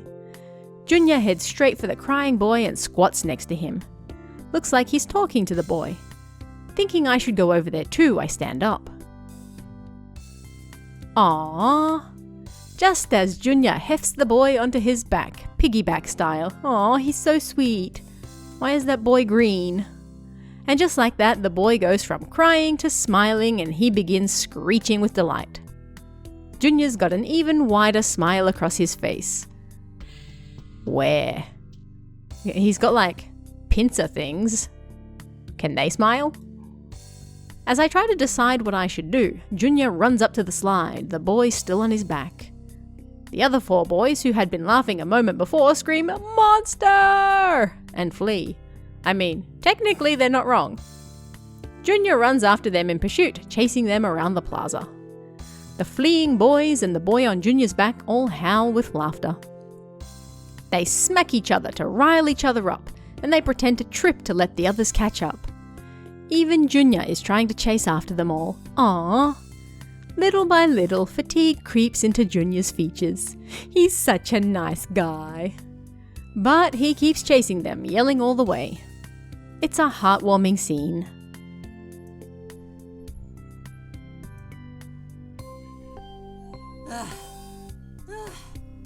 The chase ends after a little while and Junior comes back totally exhausted. Good work out there. やっぱガキは最強だな Damn, kids are tough. We watched the kids run around for a while longer. But all 5 are getting along now. Do you like kids, Junior? That's a very loaded question to ask a teenager. まあな I guess. Really? You'd make a great kindergarten teacher. 仕事にしたら楽しめねえだろ The man speaks the truth. It's not fun if it's work, you know? I'm not so sure. まあガキと遊ぶのはそういう仕事じゃなくてもできるしな Well, even if that kind of job isn't just playing with kids, I guess I could do it. Probably. Evening comes around and Junior, still in his business suit. Hello? is on his way home from work, but stops by the park to play with the Oh, is she like imagining?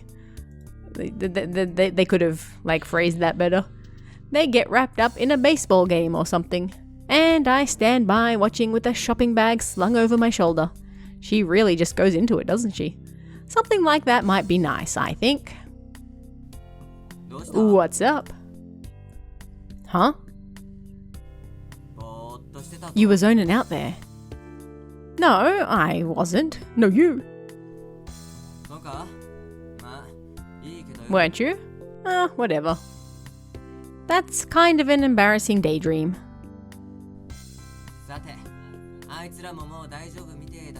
Anyway, looks like those munchkins are fine now. Oh, he closed his eyes. How cute. Anywhere else you want to check out on the way back? He smiles at me, cheerful and carefree. After that, we wander aimlessly, window shopping. When the streets have gone dark, the two of us part.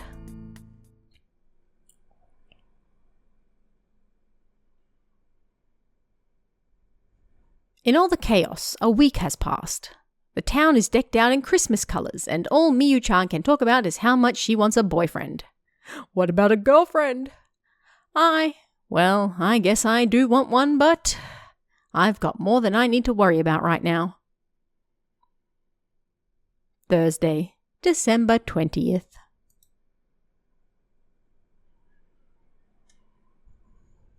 There was an incident that day at lunch. A member of the SDS named Sato was pushed out of a third-story window. Oh. The one who pushed him was a member of the lawbreakers named Tanaka. God damn it, Tanaka. In the middle of a regular scuffle, there was a loud scream followed by the heavy sound of impact. Even those of us eating in our classrooms heard it. Luckily, it seems that he fell on the metal roof over the bike lot. I don't know if I'd call that luckily. And only suffered a minor sprain, but that incident only served to pour more oil on the fires of conflict. How poetic. I'm in my 6th period class right now, but the teacher left to deal with this issue, so naturally that's all anyone wants to talk about. Next to me, Miyu-chan's been doing nothing but poking at her phone. I can see Twitter open on her screen. Looks like she's checking every single student's Twitter account. Do you have the latest news? She shows me what's on her screen. There, I see. The SDS demand that the lawbreakers hand over the offender. This is like something out of a police drama. The offender, in this case, is Tanaka, the boy who pushed Sato, right? Another student has responded to that tweet with, "If the offender is not handed over to us, your chief will be the one responsible." Uh-oh. Chief? But that's Junya, not Junya. Yeah, it is. This is how Miyu-chan sees it. The way that the leader would take responsibility is by letting the other gang beat him up and not putting up a fight. And this time, the one getting ganged up on would be Junya. And the only way to avoid that is by meekly handing over the lawbreaker offender, Tanaka, to the SDS. That's the only way. But according to the gossip on Twitter, Tanaka-kun ran away and is hiding somewhere. The gangs seem to have a sort of implicit agreement. That is, never kill. I mean, I'd hope so, they're high school students.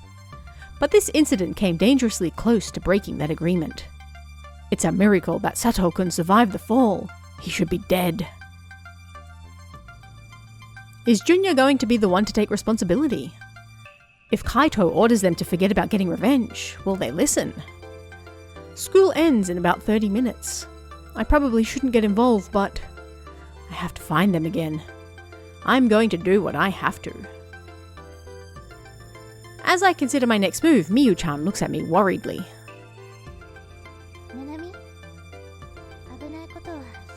Nanami, don't do anything dangerous, okay? Watch me. Huh? I'm surprised she could see through me so easily. You were thinking of doing something about it, right? I wasn't. Probably. I'm not that brave. Miyu-chan shakes her head. Can she?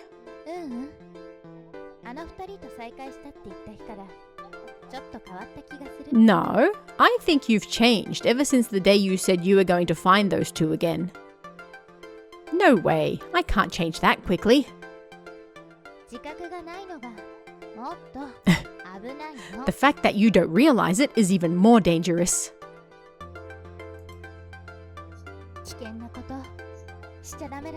Don't get yourself into trouble, okay? I can't agree to that. If I did, I'd just end up betraying Miyu-chan, who's already so worried about me. I guess she can't just sit back and watch. She'll probably tell me I can't. Geez, you're so stubborn. Are you upset? Okotte nai no? No, I'm not. Okay, how about this?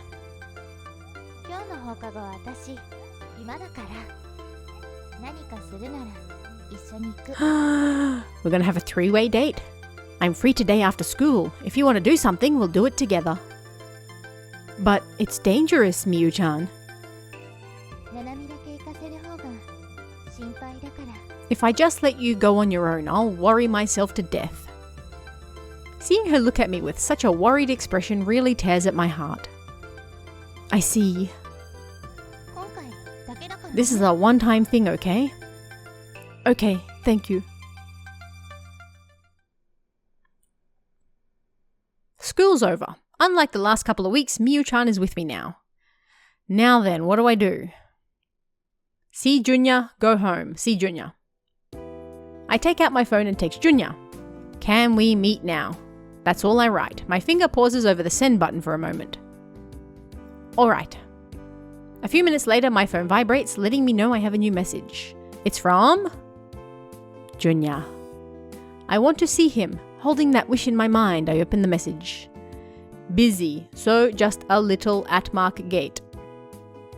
Ah, good. I'll get to see him even if it's only for a little while. I say, sighing. Miyu-chan smiles.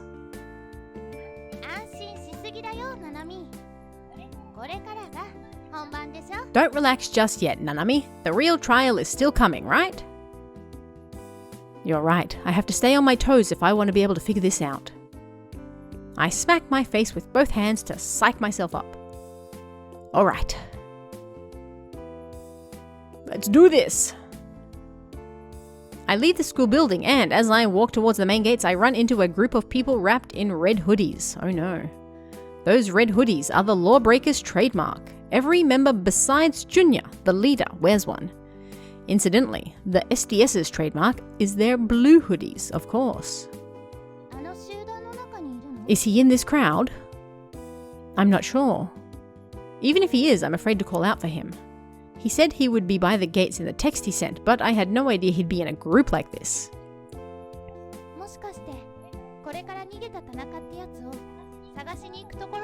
Maybe they're gonna go look for Tanaka, the guy who ran away. Occasionally, a whoop comes from somewhere within the Red Horde. The Red Horde. It looks like it's in response to someone addressing them. Whoop whoop. Is Junya speaking? All that Miyu-chan and I can do is watch from a distance. What do we do? Should we wait for them to leave? Or... As I try to figure out what to do, I look around and suddenly I see a familiar face. Junya is sitting a little ways away from the mob, watching them. Why is he over there? I'm not sure. I guess we should just go over. I'm relieved I don't have to yell into that crowd to find him.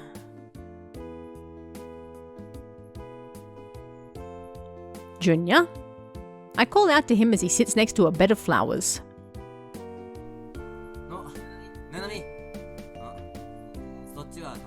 Oh, Nanami. That's your friend. He stands up when he sees me and greets Miyu-chan with a slight nod. Yeah, she came with me to check up on you. Is everything okay? Don't worry about me. Junya, you don't really have to get involved in that, do you? I point at the mass of red, which is still swirling around itself. It's only when you come and talk to me that I'm allowed to escape that. Right now, my second in command's doing fine on his own. は頼りになるやつだ。あいつになら任せて大丈夫。 He's a pretty reliable guy. I don't mind leaving all that to him. Your second in command? Now I get it. He separated himself from the group just so he could meet with me. Thanks. お前のためじゃねえよ。参謀がどれくらい仕切れるのか見てんだ。I didn't do it for you. I wanted to see how well my second in command could deal with all of them. Oh, I see. Rejected. If Miyu-chan was talking to him, she'd probably be teasing him right now, saying, "You're already blushing." But I'm not as good as she is at that sort of thing. それで何の用だ? So, what's up? Right. Miyu-chan showed me those tweets. And the two of us drew our own conclusions from them. If you don't hand over Tanaka-kun, are the SDS going to beat you up? I ask him directly. For just a moment, his eyes grow wide in surprise. Can they? Can his eyes really grow wide in surprise? But his normal demeanor quickly returns. 仮にそうだとしても、お前には関係のねえ。 Rude. Even if they were, that ain't none of your business, alright? I can't stand being shut down like that. But it is my business. I only realize how true it is after I blurt it out. 関係 It is. Because you're my friend. You and Kaito. Both of you are important to me. 相変わらず No. 石灰 Look at his sad eyes. You haven't changed. Always sticking your nose in where it don't belong. I'm impressed that he can actually look sad. His expression grows suddenly grim. I'm sorry. I know I'm a brat. いや悪かった。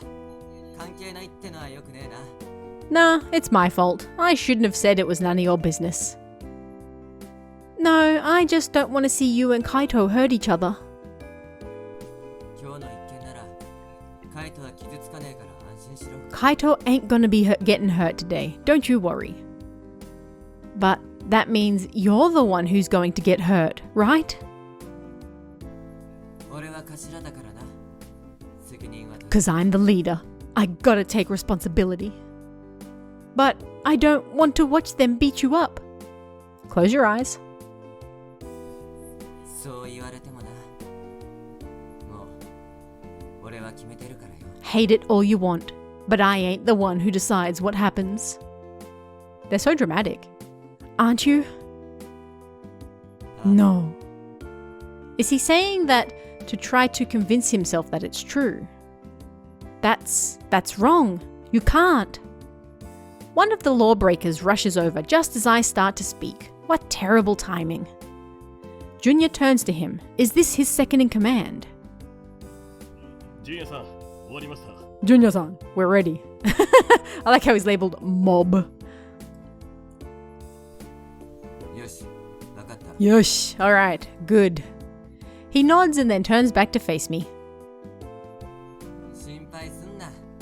俺は大丈夫だからよ。 Don't worry, I'll be fine. He starts walking towards the rest of the group. I'm left speechless, watching as he walks away. I wish I wasn't such a coward. I can't do anything. I collapse to my knees and tears spill out of my eyes. Certainly not overdramatic about this. Miyu-chan kneels next to me and tries to console me, but the flood doesn't stop. Far away, I can hear Junya's voice. 昼から学校を探したが、奴は見つからなかった。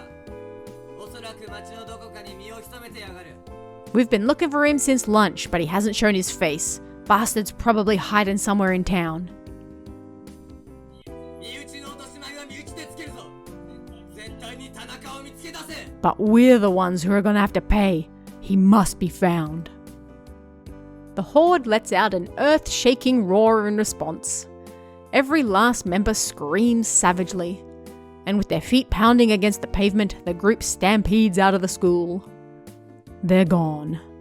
Even Junya is nowhere to be found. Truly, things are ramping up. もう大丈夫 Are you okay now? No. I just watched a horde stampede out of the school. Her tone is gentle and my tears have stopped. Yes. I thought a lot while I was crying. Wait, people think while they cry? Earlier, Junya had told me that it had already been decided. He seemed like he had already prepared himself for that. He plans to go meet Kaito. That must be where he's headed now. He got the lawbreakers to go out and look for Tanaka-kun so he could get them off the school grounds and go meet Kaito by himself. The gang probably wouldn't let him submit himself to the SDS. They would probably stop him in his tracks. I'm not sure if it's because he wants to protect Tanaka-kun or because he feels responsible as the leader, but anyway, he must have come up with this plan to go alone just now. If I'm right, I have to hurry. To the roof. Junya may have left the school with his gang at first, but he probably snuck back onto the grounds right after. If that's the case, he'll be headed for the roof. He's probably way ahead of me. I wasted a lot of time crying. I have to hurry. Sorry, Miyu-chan. I'll catch up with you later. I apologize to her as I take off running. Eh? Nanami? I hear her call out to me as I fly through the entrance to the school building. I sprint up the stairs to the second floor. My skirt is fluttering, and I'm sure anyone who looks can see my underwear. Okay, that's unnecessary. But I can't worry about that right now. Kaito and the SDS's turf is the rooftop. If Junya went to find him, that's where he'll be. I hope I'm not too late. I arrive at the landing on the third floor, my breathing ragged. The roof is just ahead. Oh. As I lift my head up towards the staircase, I see an SDS guard standing watch at the door to the roof. There's never been someone there before. Maybe it's because of the chaos recently. What do you want? His piercing gaze alone is almost enough to make me lose my nerve and turn back. Did Junya, Jumonji Junya, come this way just now?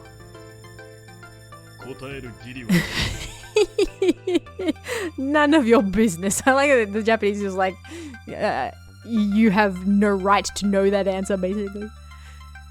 Tell me, please.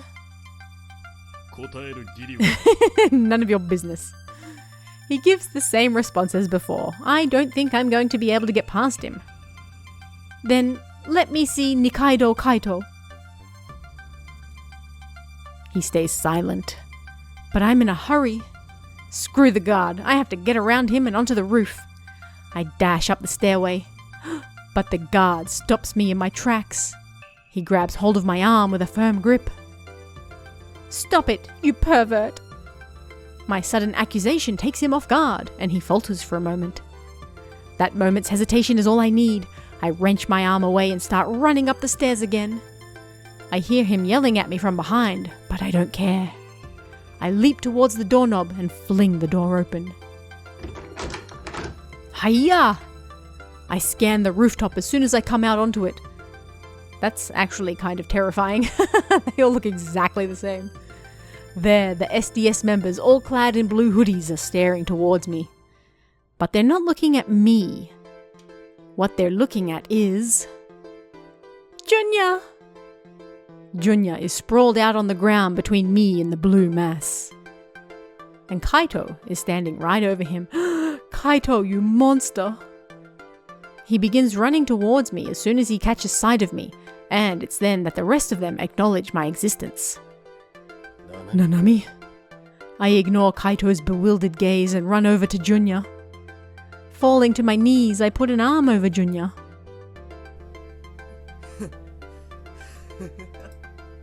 Junya is laughing all of a sudden. Junya? どうして来やがった Nanami, why the hell are you here? He's talking to me. I guess he wasn't knocked out. Because I wanted to stop you. I guess I wasn't fast enough though. Junya chuckles again. いいんだ Nah, that's enough. Before I can ask him what he means, Kaito speaks up. ナナミが来たのはちょうどよかった。 I'm glad you came when you did, Nanami. Huh? もうこいつに用はないからさ。連れて行ってくれないか。 We don't have any more need for him. Would you mind taking him back? How mean. I realize that Kaito is taunting Junya even now as he lays on the ground, defeated. I hate to do what Kaito wants if that's how he's going to act, but if he's going to let Junya go, I guess that's the best I can hope for. Junya, can you stand? 肩貸してくれねえか。 You wanna let me lean on you? That sounds so silly in English. Sure.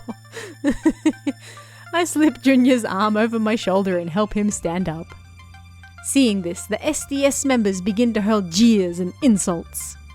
They yell things like, "You need a girl to help you up, you ain't no leader," and "You're small time, ain't ya?" I know Junya's clenching his fists in anger. I'm sure he's ashamed. Even I feel ashamed. If things were different, I'm sure Junya could beat them all. I want to say something to the bastards, endlessly spitting their insults. But... Oh, 黙れ。 his eyes. Silence! Kaito's shout silences all the others. けじめをつけに来たやつだ。黙って見送ってやれ。 That's enough. Be quiet and see them out. Okay, but his eyes changing there was actually kind of scary. No one says anything after that. The entire rooftop is deathly silent. I can feel all their eyes on my back as we exit the roof.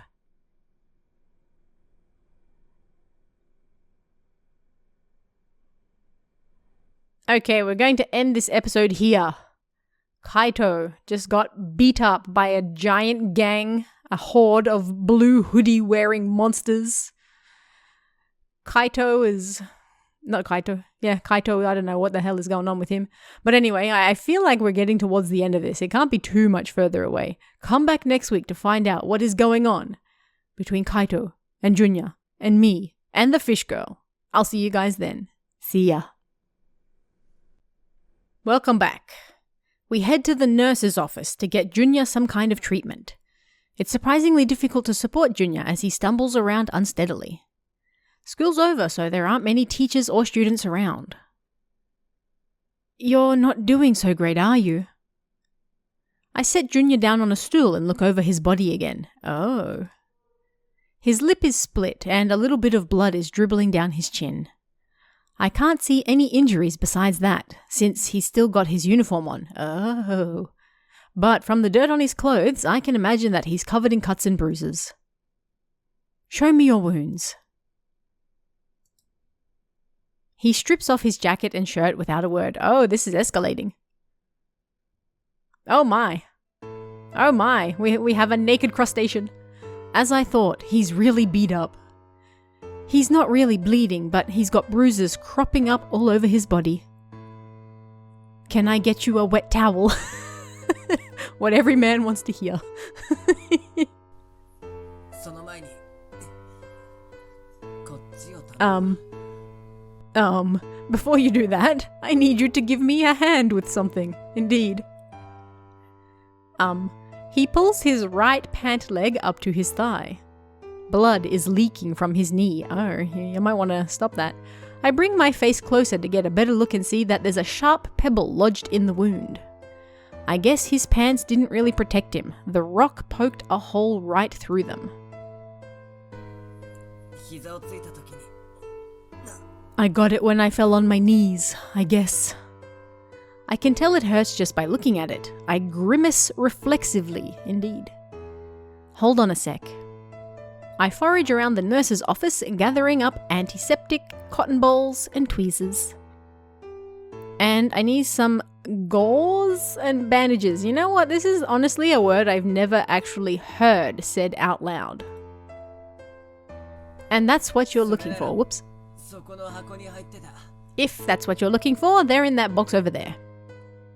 Huh? He points at a first aid kit and I search through it to find what I need.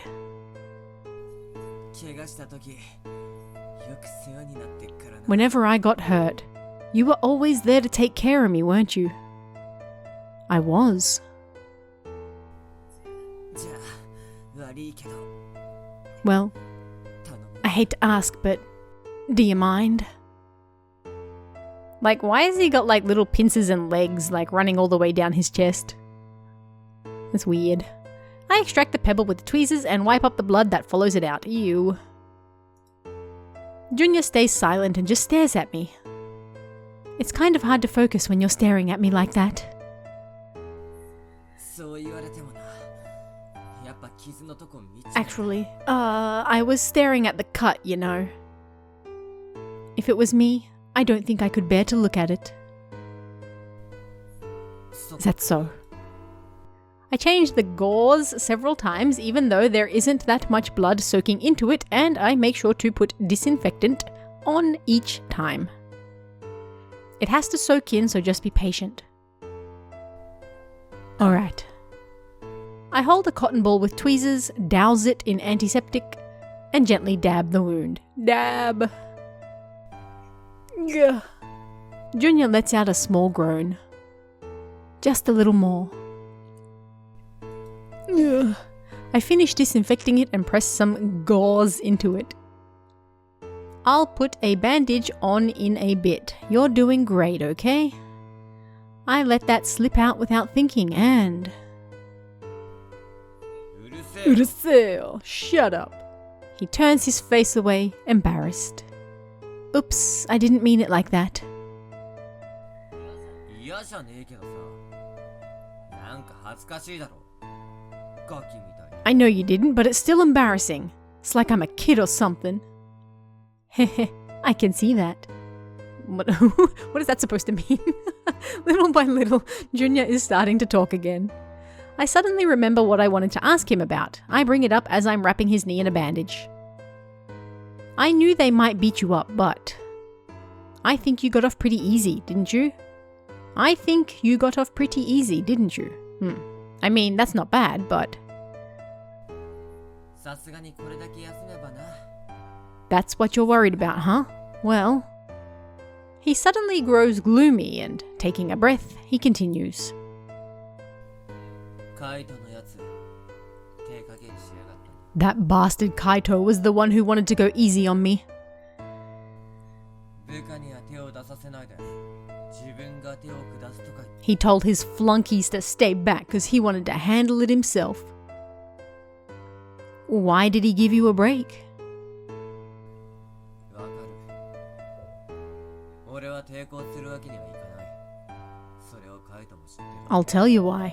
I wasn't gonna put up a fight, and Kaito knew that. だったら、俺を半殺しにすることだってできた。 I should have been beaten within an inch of my life. けどあの野郎はしなかった。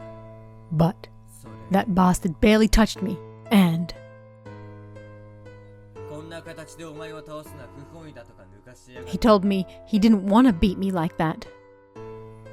それも耳元でこっそりとだ。 That part he whispered in my ear. He calms down as he talks, but his words are still tinged with anger. 俺はカチラとして責任を果たし、 I've fulfilled my duty as the leader. 腕を、足を、あばらを何本か折られるくらいの覚悟で言って。 I was prepared to get my arms, my legs, and who knows how many ribs broken. それなのにカイトのやつ And yet, that bastard Kaito, 水落ちを10発くらい殴って俺を立てなくして終わりやがった。 he just hit me in the stomach like 10 times, and that was it. その後は適当に蹴って転がしただ After けだ。 that, he just kicked a bunch. 遠目に見たら痛めつけてるように見せるパフォーマンスをしただけだ。 He made it look like he was really beating the crap out of me, but that was just an act. He must have gotten all those bruises when Kaito was kicking him. That seems like it would have really hurt for me, but for Junya, I guess it's a mercy. あいつはカチラのくせに友情かライバル意識かわかんねえ変な情けをかけやがった。 Even though he's their leader, he's got some weird kind of sympathy for me. Though, whether it's as a friend or a rival, I don't know. Friend. Hearing that word is the only silver lining in all of this. It's so dramatic. The music. My desire to stop them from fighting rises again. Deep down, Junya still considers Kaito his friend. But I don't know what I can say that'll get him to change his mind. I finish wrapping the bandage around Junya's leg and, getting dressed, he stands up off the stool. Oh, you've still got bruises. Well, yeah, they don't disappear so quickly. Junya glares at me. I guess remembering all that made him upset. Will you at least let me put some ointment on? He obediently sits back down. Sorry.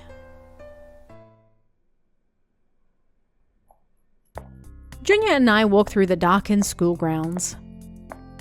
You can wait until tomorrow, but please go to the hospital, okay? Tomorrow? I can come with you if you want. Junya chuckles at my offer, embarrassed.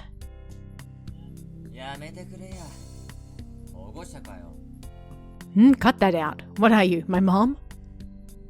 Heh. Thanks for making it weird. Junya seems to be returning to his old self. He wouldn't have joked like that just a little while ago. Suddenly, we hear the sound of pounding feet coming from down the corridor. Uh-oh. Anyone who's still around at this time ain't gonna be the friendly type. Junya stops and pushes me back like he's trying to protect me. Aww, he's so brave and handsome. Then... Uh-oh. What's this? You two want to date in a place like this? Rounding the corner are 5 lawbreakers. All of them are carrying bats or wooden swords. Junya hasn't let his guard down and there's a strange kind of tension in the air between them. They're all lawbreakers, right? So why? It ain't no date, alright?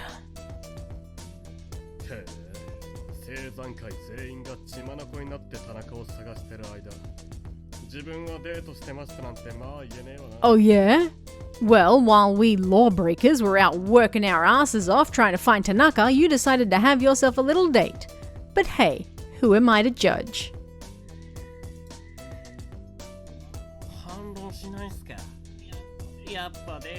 You're not gonna deny it? Guess it was a date after all, eh? Uh-oh, we're gonna get into more fights. Junya doesn't respond. Oh, I get it. He can't tell them he went to the SDS base on his own.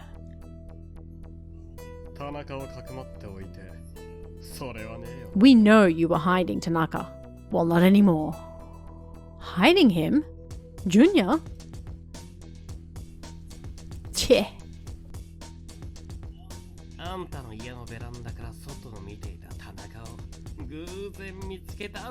We just happened to catch a glimpse of Tanaka looking out from your balcony. You're not allowed to say that. I'm not saying that. Junya mutters, grimacing.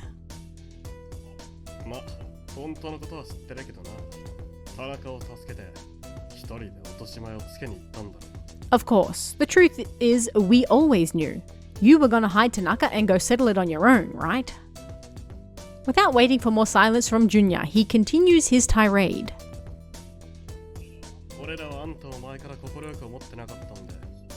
Uh-oh. He's about to get beat up by his own gang. We never liked you, so we thought it might be a good idea to put together a little plan. The hell does that mean? Now that I think about it, I realize. They must have meant for the SDS to kill Junya when he went to offer himself up. Then, the lawbreakers could start an all-out war against the SDS and these guys would be the ones calling the shots. Uh-oh. They want to take Junya down so that they can take control of the gang. No, wait, they wouldn't just leave it to chance. They're going to try to kill Junya themselves. This insane plot is making my head spin.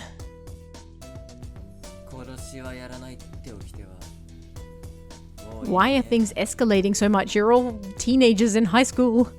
The rule of no killing don't mean shit anymore, does it? 殺したのは SDS ってことになるだろう。 If you die, it'll be because the SDS killed you. You get me? ついてではもっぱら話題っすよ。あんたが SDS に半殺しにされたって。 That's all they can talk about on Twitter. The rumor is that the SDS came this close to killing you. 実は死んでましたってなっても、なんも不思議じゃないっすよね。 People wouldn't be that surprised if they found out the SDS had actually gone all the way, would they? He hefts his bat. Oh no. No. Unconsciously, I raise my voice. Why? Why is this happening all of a sudden? Could it be that these guys were always looking for an opportunity to get rid of Junior? He never had friends in the first place. But that doesn't matter. What can I do right now? ななみ逃げて Nanami, run. Junior's going to fight? I'll help. Just flailing her arms around. Junior interrupts me before I can say any more. ダメだ You can't. Dameda. Suddenly I realize something. I'd just be a liability. It'll be easier for Junior to fight if I'm not around. Quick. You have to come back safe. As soon as that last word leaves my mouth, I break into a run, leaving them behind. Yet, I can't muster the strength to go far. I keep telling myself to run over and over again, but my body is overcome with fear and won't move. Get it together. I slap my trembling legs in an effort to wake them up and get them to move. But suddenly, I hear footsteps coming from the direction I should be running. 一体何人裏切りやがったんだ Gah, how many idiots are gonna betray me today? I've lost my only escape route. The door to the nearby classroom is locked too, so there's nowhere left for me to run. 5 boys appear. We're surrounded, front and back, by traitors. Oh no, it's 10 to 2. No, 10 to 1. At least she's realistic. They came so quick. What's going on? The traitors set their sights on me, smiling with dark intention. 悪いけど、目撃者も一緒に死んでもらうか。 Sorry, but witnesses gotta die too. No, no! There's nothing I can do in this nightmare. I freeze up. Junior, 大丈夫だ俺が don't worry. I'm with you. His words are reassuring, but I can hear the fear in his voice. 女を半殺しでいいんじゃないか。後で関係しちまおう。 Can't we just knock her out? Then we can just lock her up later. What am I hearing? Lock her up? Knock her out? Are they talking about me? You're monsters. I shake my head, trying to escape the hell that's closing in around me. This can't be happening. I shiver in fear. Something closes tightly around my hands. It's Junior's hand. Aww. Oh, ななみにくれたやつは殺す his eyes are red. He angry. I'll kill anyone who lays a finger on Nanami. His words are venomous, but his touch is so gentle and warm. Aww. ななみ Nanami, お前を守る絶対にな I'll protect you. They're not gonna touch you. He takes a deep breath and belts out a furious scream that echoes within the hallway. かかってきやがれ Come get some. この人数相手にそんな強がりは無意味っすよ。 Don't try to act tough. You can't handle us all. This is amazing. ゴミくずが調子に乗んなよ Joshininondeya! Don't get ahead of yourself, trash. 塵も積もれば山となるってな。 A mountain of trash is still a mountain. He's not lying. うるせえ Shut the F up. As he shouts his challenge, all of the gang members rush him at the same time. In that moment, I feel my body floating and my world, suddenly horizontal, blurs away. By the time I realize Junior's carrying me... No. He's already taken down one of the attackers. He's shielding me with one hand and fending them off with his other. I genuinely love the art in this. The art is so cool. He grabs hold of an attacking boy's bat and redirects its force. The boy holding the bat slams into another boy and both of them go down. But another one is already flying towards him. Uh-oh, he's going super crustacean. Junior's war cry echoes throughout the hallway. He easily grabs onto his opponent's wooden sword, pulling the boy towards him with all his might. And with that same ferocity, he drives his knee into the boy's stomach. The lawbreaker vomits blood in front of me and crumples to the ground. You goddamn! As the next guy rushes him, Junior kicks the recently downed boy into the new attacker. He's thrown off balance as he tries to dodge the living projectile. And Junior blitzes him. The living projectile. Putting all his strength into a single blow, he slams his head into the boy. I mean, it is a hard head. The boy flies into the wall before he can even utter a sound. He catches his breath, and then, with a primal howl, he charges forward.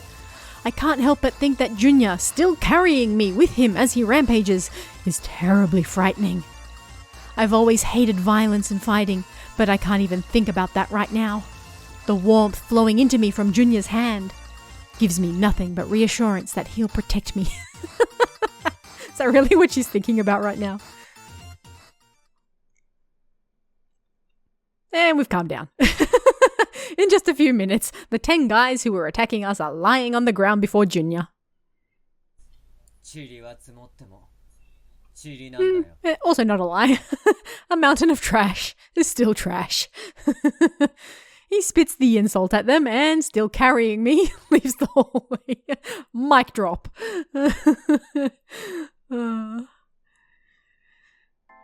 He doesn't put me down until we're at the park and far away from the school. That's not awkward.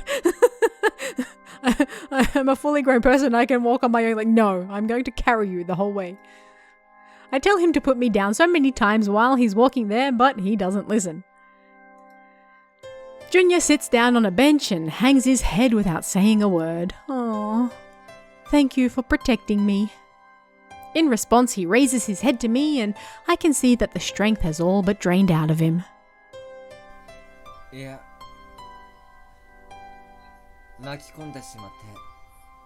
No, I'm sorry you got wrapped up in all that. It's not your fault, Junior. Besides, you really didn't let them lay a finger on me.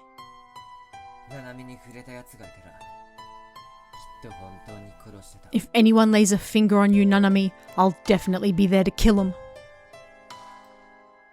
Our conversation stops. I'm so pitiful that I don't have a single smart thing to say, not one quip to break the silence. Hey, Nanami. Yes? Oh, he looks sad again. Why'd you do all this? His voice is trembling. That must be how I look all the time, crying for help.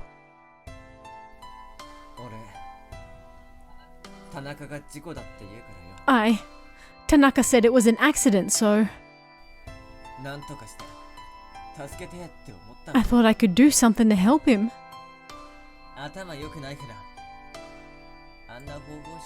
Aw, he's so sweet. I ain't that smart, so that was the only way I could think of. He must mean going to the SDS base to offer himself up.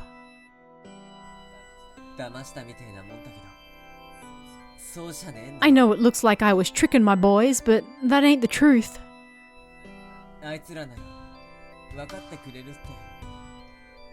I knew they'd understand in the end, or at least I thought they would.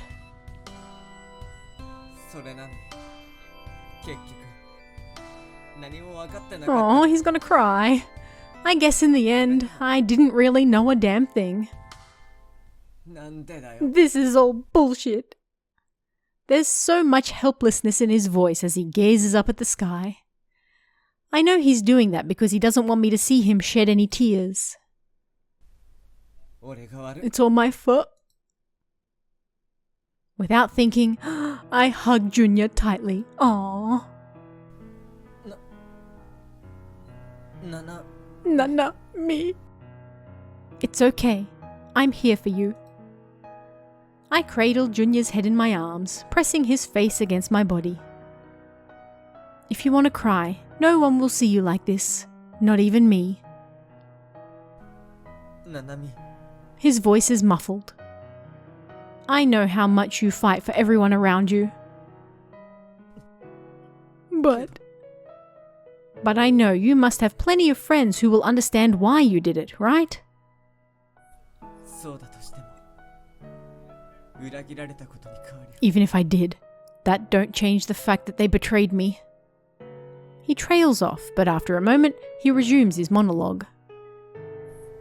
そうだ俺は That's right. 裏切られたんだよな Betrayed me. さっきのやつら俺結構仲良かったんだそれなのに Those guys back there. I was real good friends with them. And yet, もしかしたら他のやつらだってもう誰も even if it was some other guys, I still... Junior's trembling hand wraps around my waist.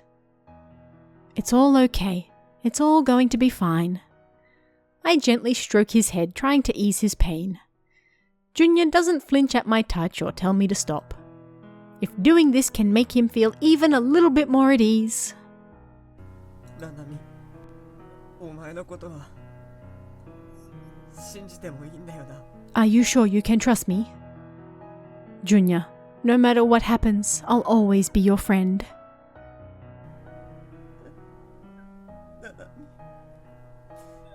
ななみ Oh, he's so sad. He repeats my name over and over again, clinging to me for dear life.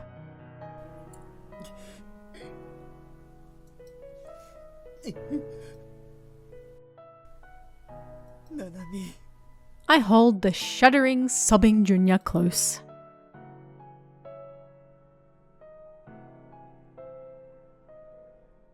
We stay like this for what seems like an eternity. Until suddenly, Junior disentangles himself from me and stands up. Oh, he's blushing. すまねえみっともないとこ見せて Sorry that you had to see that. I didn't see anything. よく言う Yeah, right. I follow Junior's gaze to a spot on my chest, stained with his tears. Must be rain, right? I mean, snow. まあそのサンキューなおかげで元気出たわ Well, just thanks. I'm back on my feet now, thanks to you. Sure. なあ Hey, Nanami. He looks me right in the eye. The eye? 俺は Only one? 青山会の仲間のために戦ってきたそうするべきだと思う I fought for my friends in the Lawbreakers. That's what I thought, at least. それしか生きる意味を見つけ That was the only meaning I could find in my life. 青山会が俺の全てだった The Lawbreakers were everything to me, but けどあんなちっぽけな裏切りで their betrayal made me start to wonder. 揺らいじまった He casts his gaze downward for a moment, his eyes full of sadness, before focusing on me again. The sadness in his eyes has changed. He seems stronger. Uh-oh, there's で resolve. もな見つけた But you know, I found something else. You did?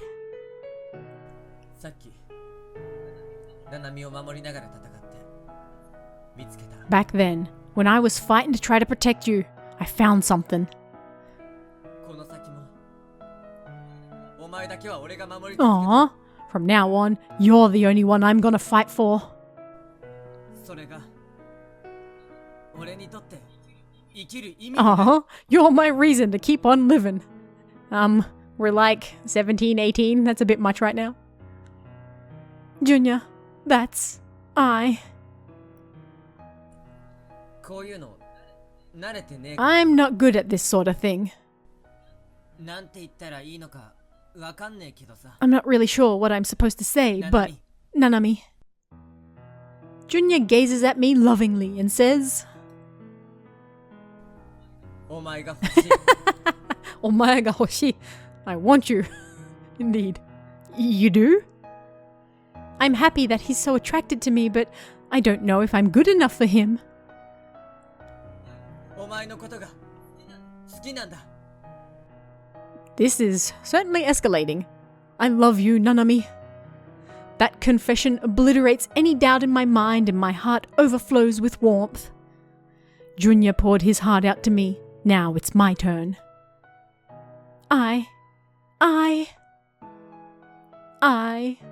Junya, Oh, we have the choice. I love you. I just want to be friends. I hate you. that kind of comes out of nowhere. I hate you. Let's be real. I just want to be friends. Okay, we have to confess to him. I like him. I love you. I love you, Junya. It'd be wonderful if the three of us could get back together like before, but now you're the only one I can think about, Junya. Junya beams. It's the smile of an innocent young boy. When I see that smile, my eyes overflow with tears. おいなんで泣く Hey, why are you crying? Because you felt the same way, and I'm happy. 俺だって嬉しいだから泣くなって I'm the one who's happy. Don't cry, okay? Okay. I rub the tears from my eyes and look up at Junya again. 一生お前を守るからな I'll protect you for the rest of our lives. Yes, yes. Tears start to spring from my eyes again, but I desperately try to hold them back. I'll protect you too, Junya. Through the hard times and the sad times, I'll keep you safe. I want to shoulder all of his pain and suffering. それは心強いな That's encouraging, you know? It's alright to depend on me sometimes, okay? ああ俺が甘えられるのはお前だけだから Yeah, you're the only one I want to depend on. Okay. Little by little, happiness seeps back into Junya's tone, and the more he talks, the more I feel like I'm floating. こんな気持ちになるんだな So this is what it feels like, huh? What? 誰かに恋をして結ばれて幸せってのはこういう気持ちなんだな What it feels like to love someone and be connected to them. This is what it feels like to be happy. 他のことなんてどうでもいいって思っちまうくら I い thought I didn't care about being happy at all before, but 周りが見えなくなっちまうんだな I guess I was just ignoring the truth. Yeah. What a response to all that.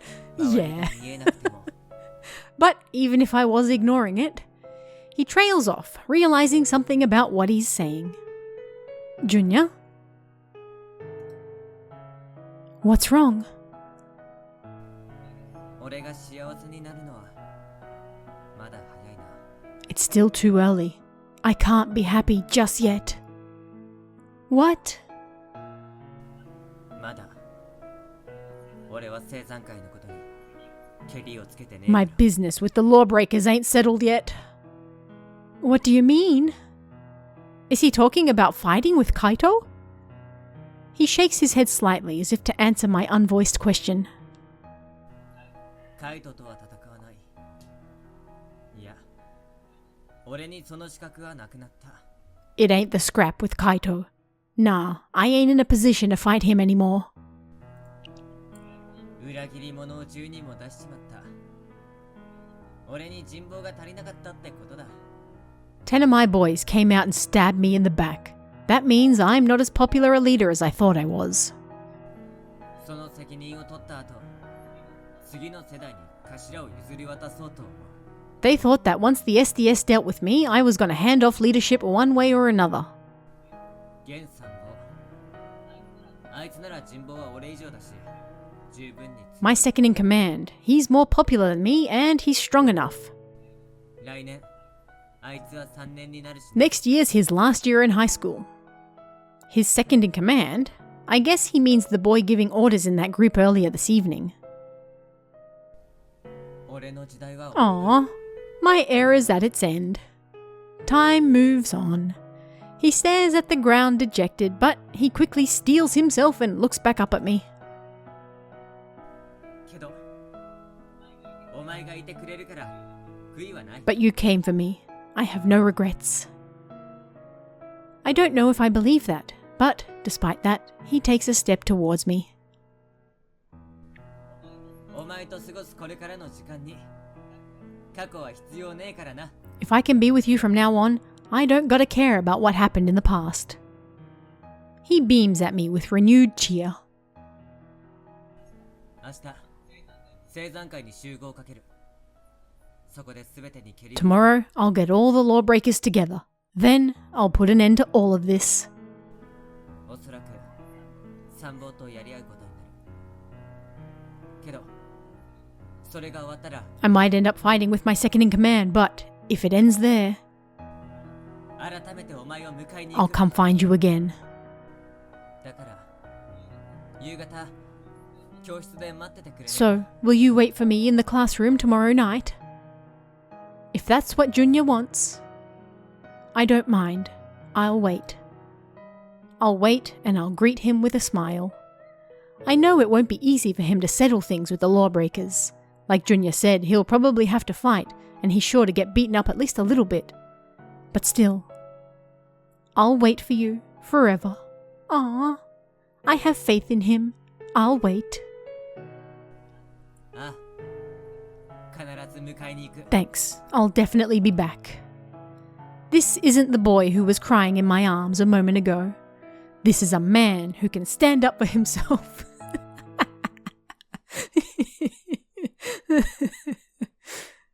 Alright, Friday, December 21st. We're going to end this episode here. That's a good place to end it. We just got the confession. And we also confessed. I guess we're now dating the crustacean. Alright. But we're going to end this episode here. It feels like the end is definitely approaching. I guess we have the final battle and that's that. Come back next week to find out what's going to happen, who's going to win, and why can't we date the fish girl. I'll see you guys then. See ya. Welcome back. School has been over for 2 hours. Junior still hasn't come. I'm so worried and I keep popping out of the classroom to look for him. I want to try to text or call him, but I try my best to resist the urge. My uneasiness is growing, but I promised I'd wait. I made a decision that I'd trust him and wait here. Junior will definitely come back. Isn't that right, Junior? And then the door to the classroom is thrown open.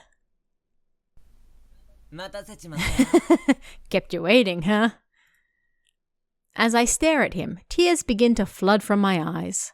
His clothes are filthy and he's got cuts and bruises everywhere. どうしたまた泣いてんのか What's wrong? Why are you crying again? I'm not crying. You're crying.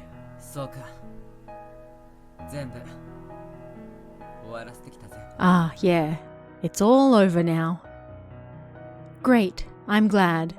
Did he just beat up his entire gang? He's breathing heavily, but he keeps talking, though it looks like he's having some trouble.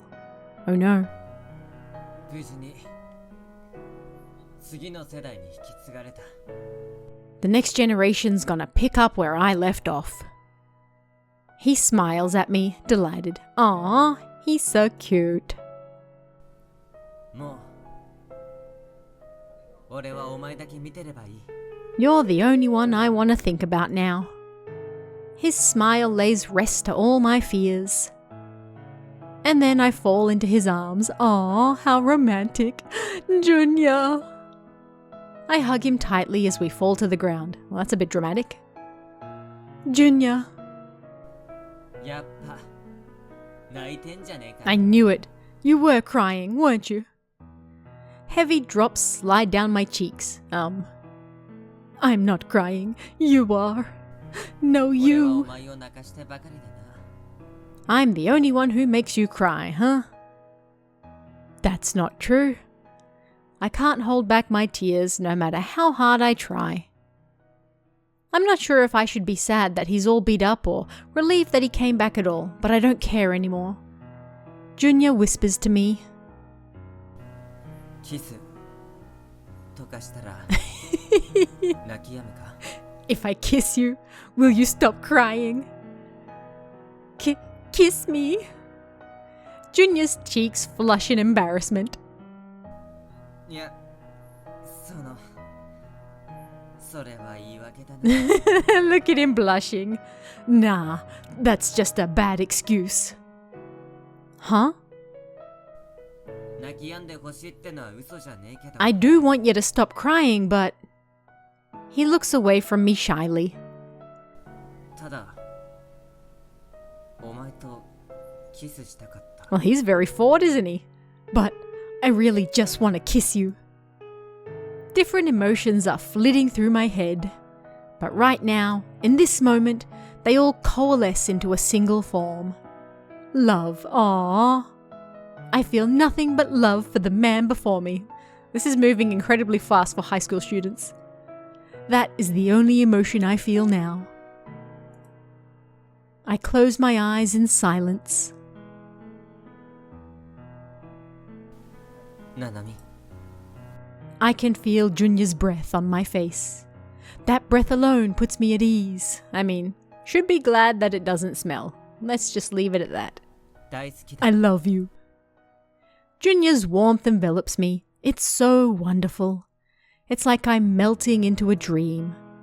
Junior and I kiss. Aww. Oh gosh, there's art for it. Oh gosh, that's I'm not gonna lie, that's kind of horrifying. What the hell? Why is there like little fucking little things coming out? Oh my goodness. Oh my goodness. 一緒に幸せになろうな。 Let's be happy together.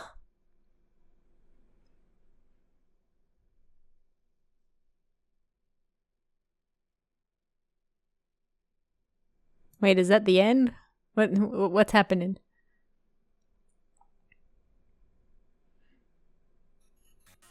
Oh, okay. That was... wasn't there like another guy that they were constantly talking about? I thought we were gonna like meet him and then do something with him, and oh gosh, this background music is incredibly loud on my end. Oh my goodness. I don't know if I'll have to like mute it for the video, but if you don't hear anything, there's a reason why. Well, that was Creature Romances for the ladies. I assume there are different endings depending on the choices that you make, including which boy you decide to date, but I'm not gonna lie, that ended more abruptly than I thought it was going to. Otherwise I would have just edited this into the last episode. This music's not bad, I'm not gonna lie. Anyway, we've got Lawbreakers, Lawbreakers, Lawbreakers. All played by the same person.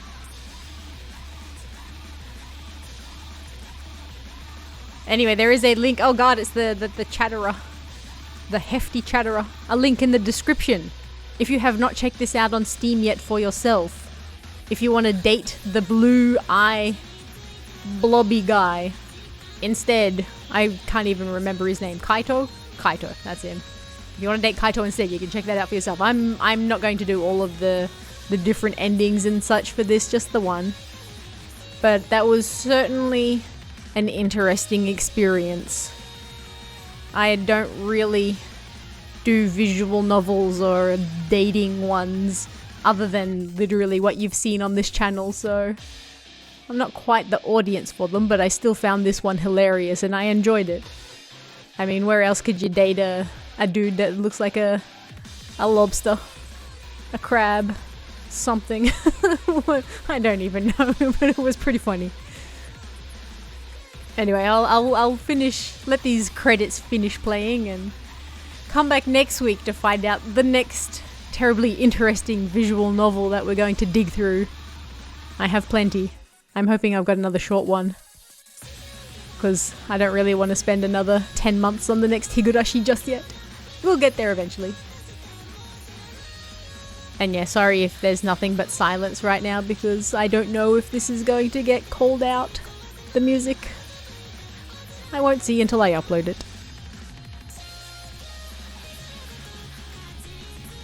Special thanks. Wait, why is he only glasses? Where's the rest of his head? I have questions. Fuji TV? Doi? Really? Huh. Oh, look at him go.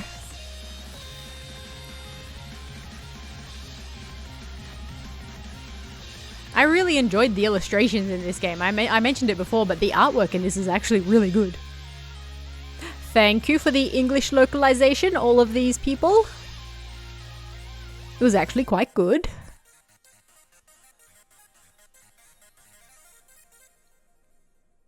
Thank you, director.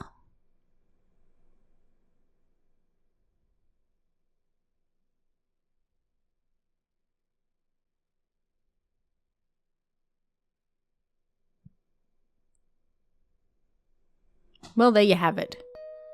Creature romances for the ladies. Check the link in the description if you want to see that for yourself. Oh, there he is. Oh, he's so handsome as a human. Junya. Do we have any others? No, just these. Oh gosh. Oh gosh, it's there. Oh, that's some nightmare fuel. I'm not gonna lie. Oh, the shirtless one. Oh my gosh. Why is he so skinny? He's a skinny legend. Alright, well, that was that. Come back next week and find out the next one we go through. I'll see you guys then. See ya.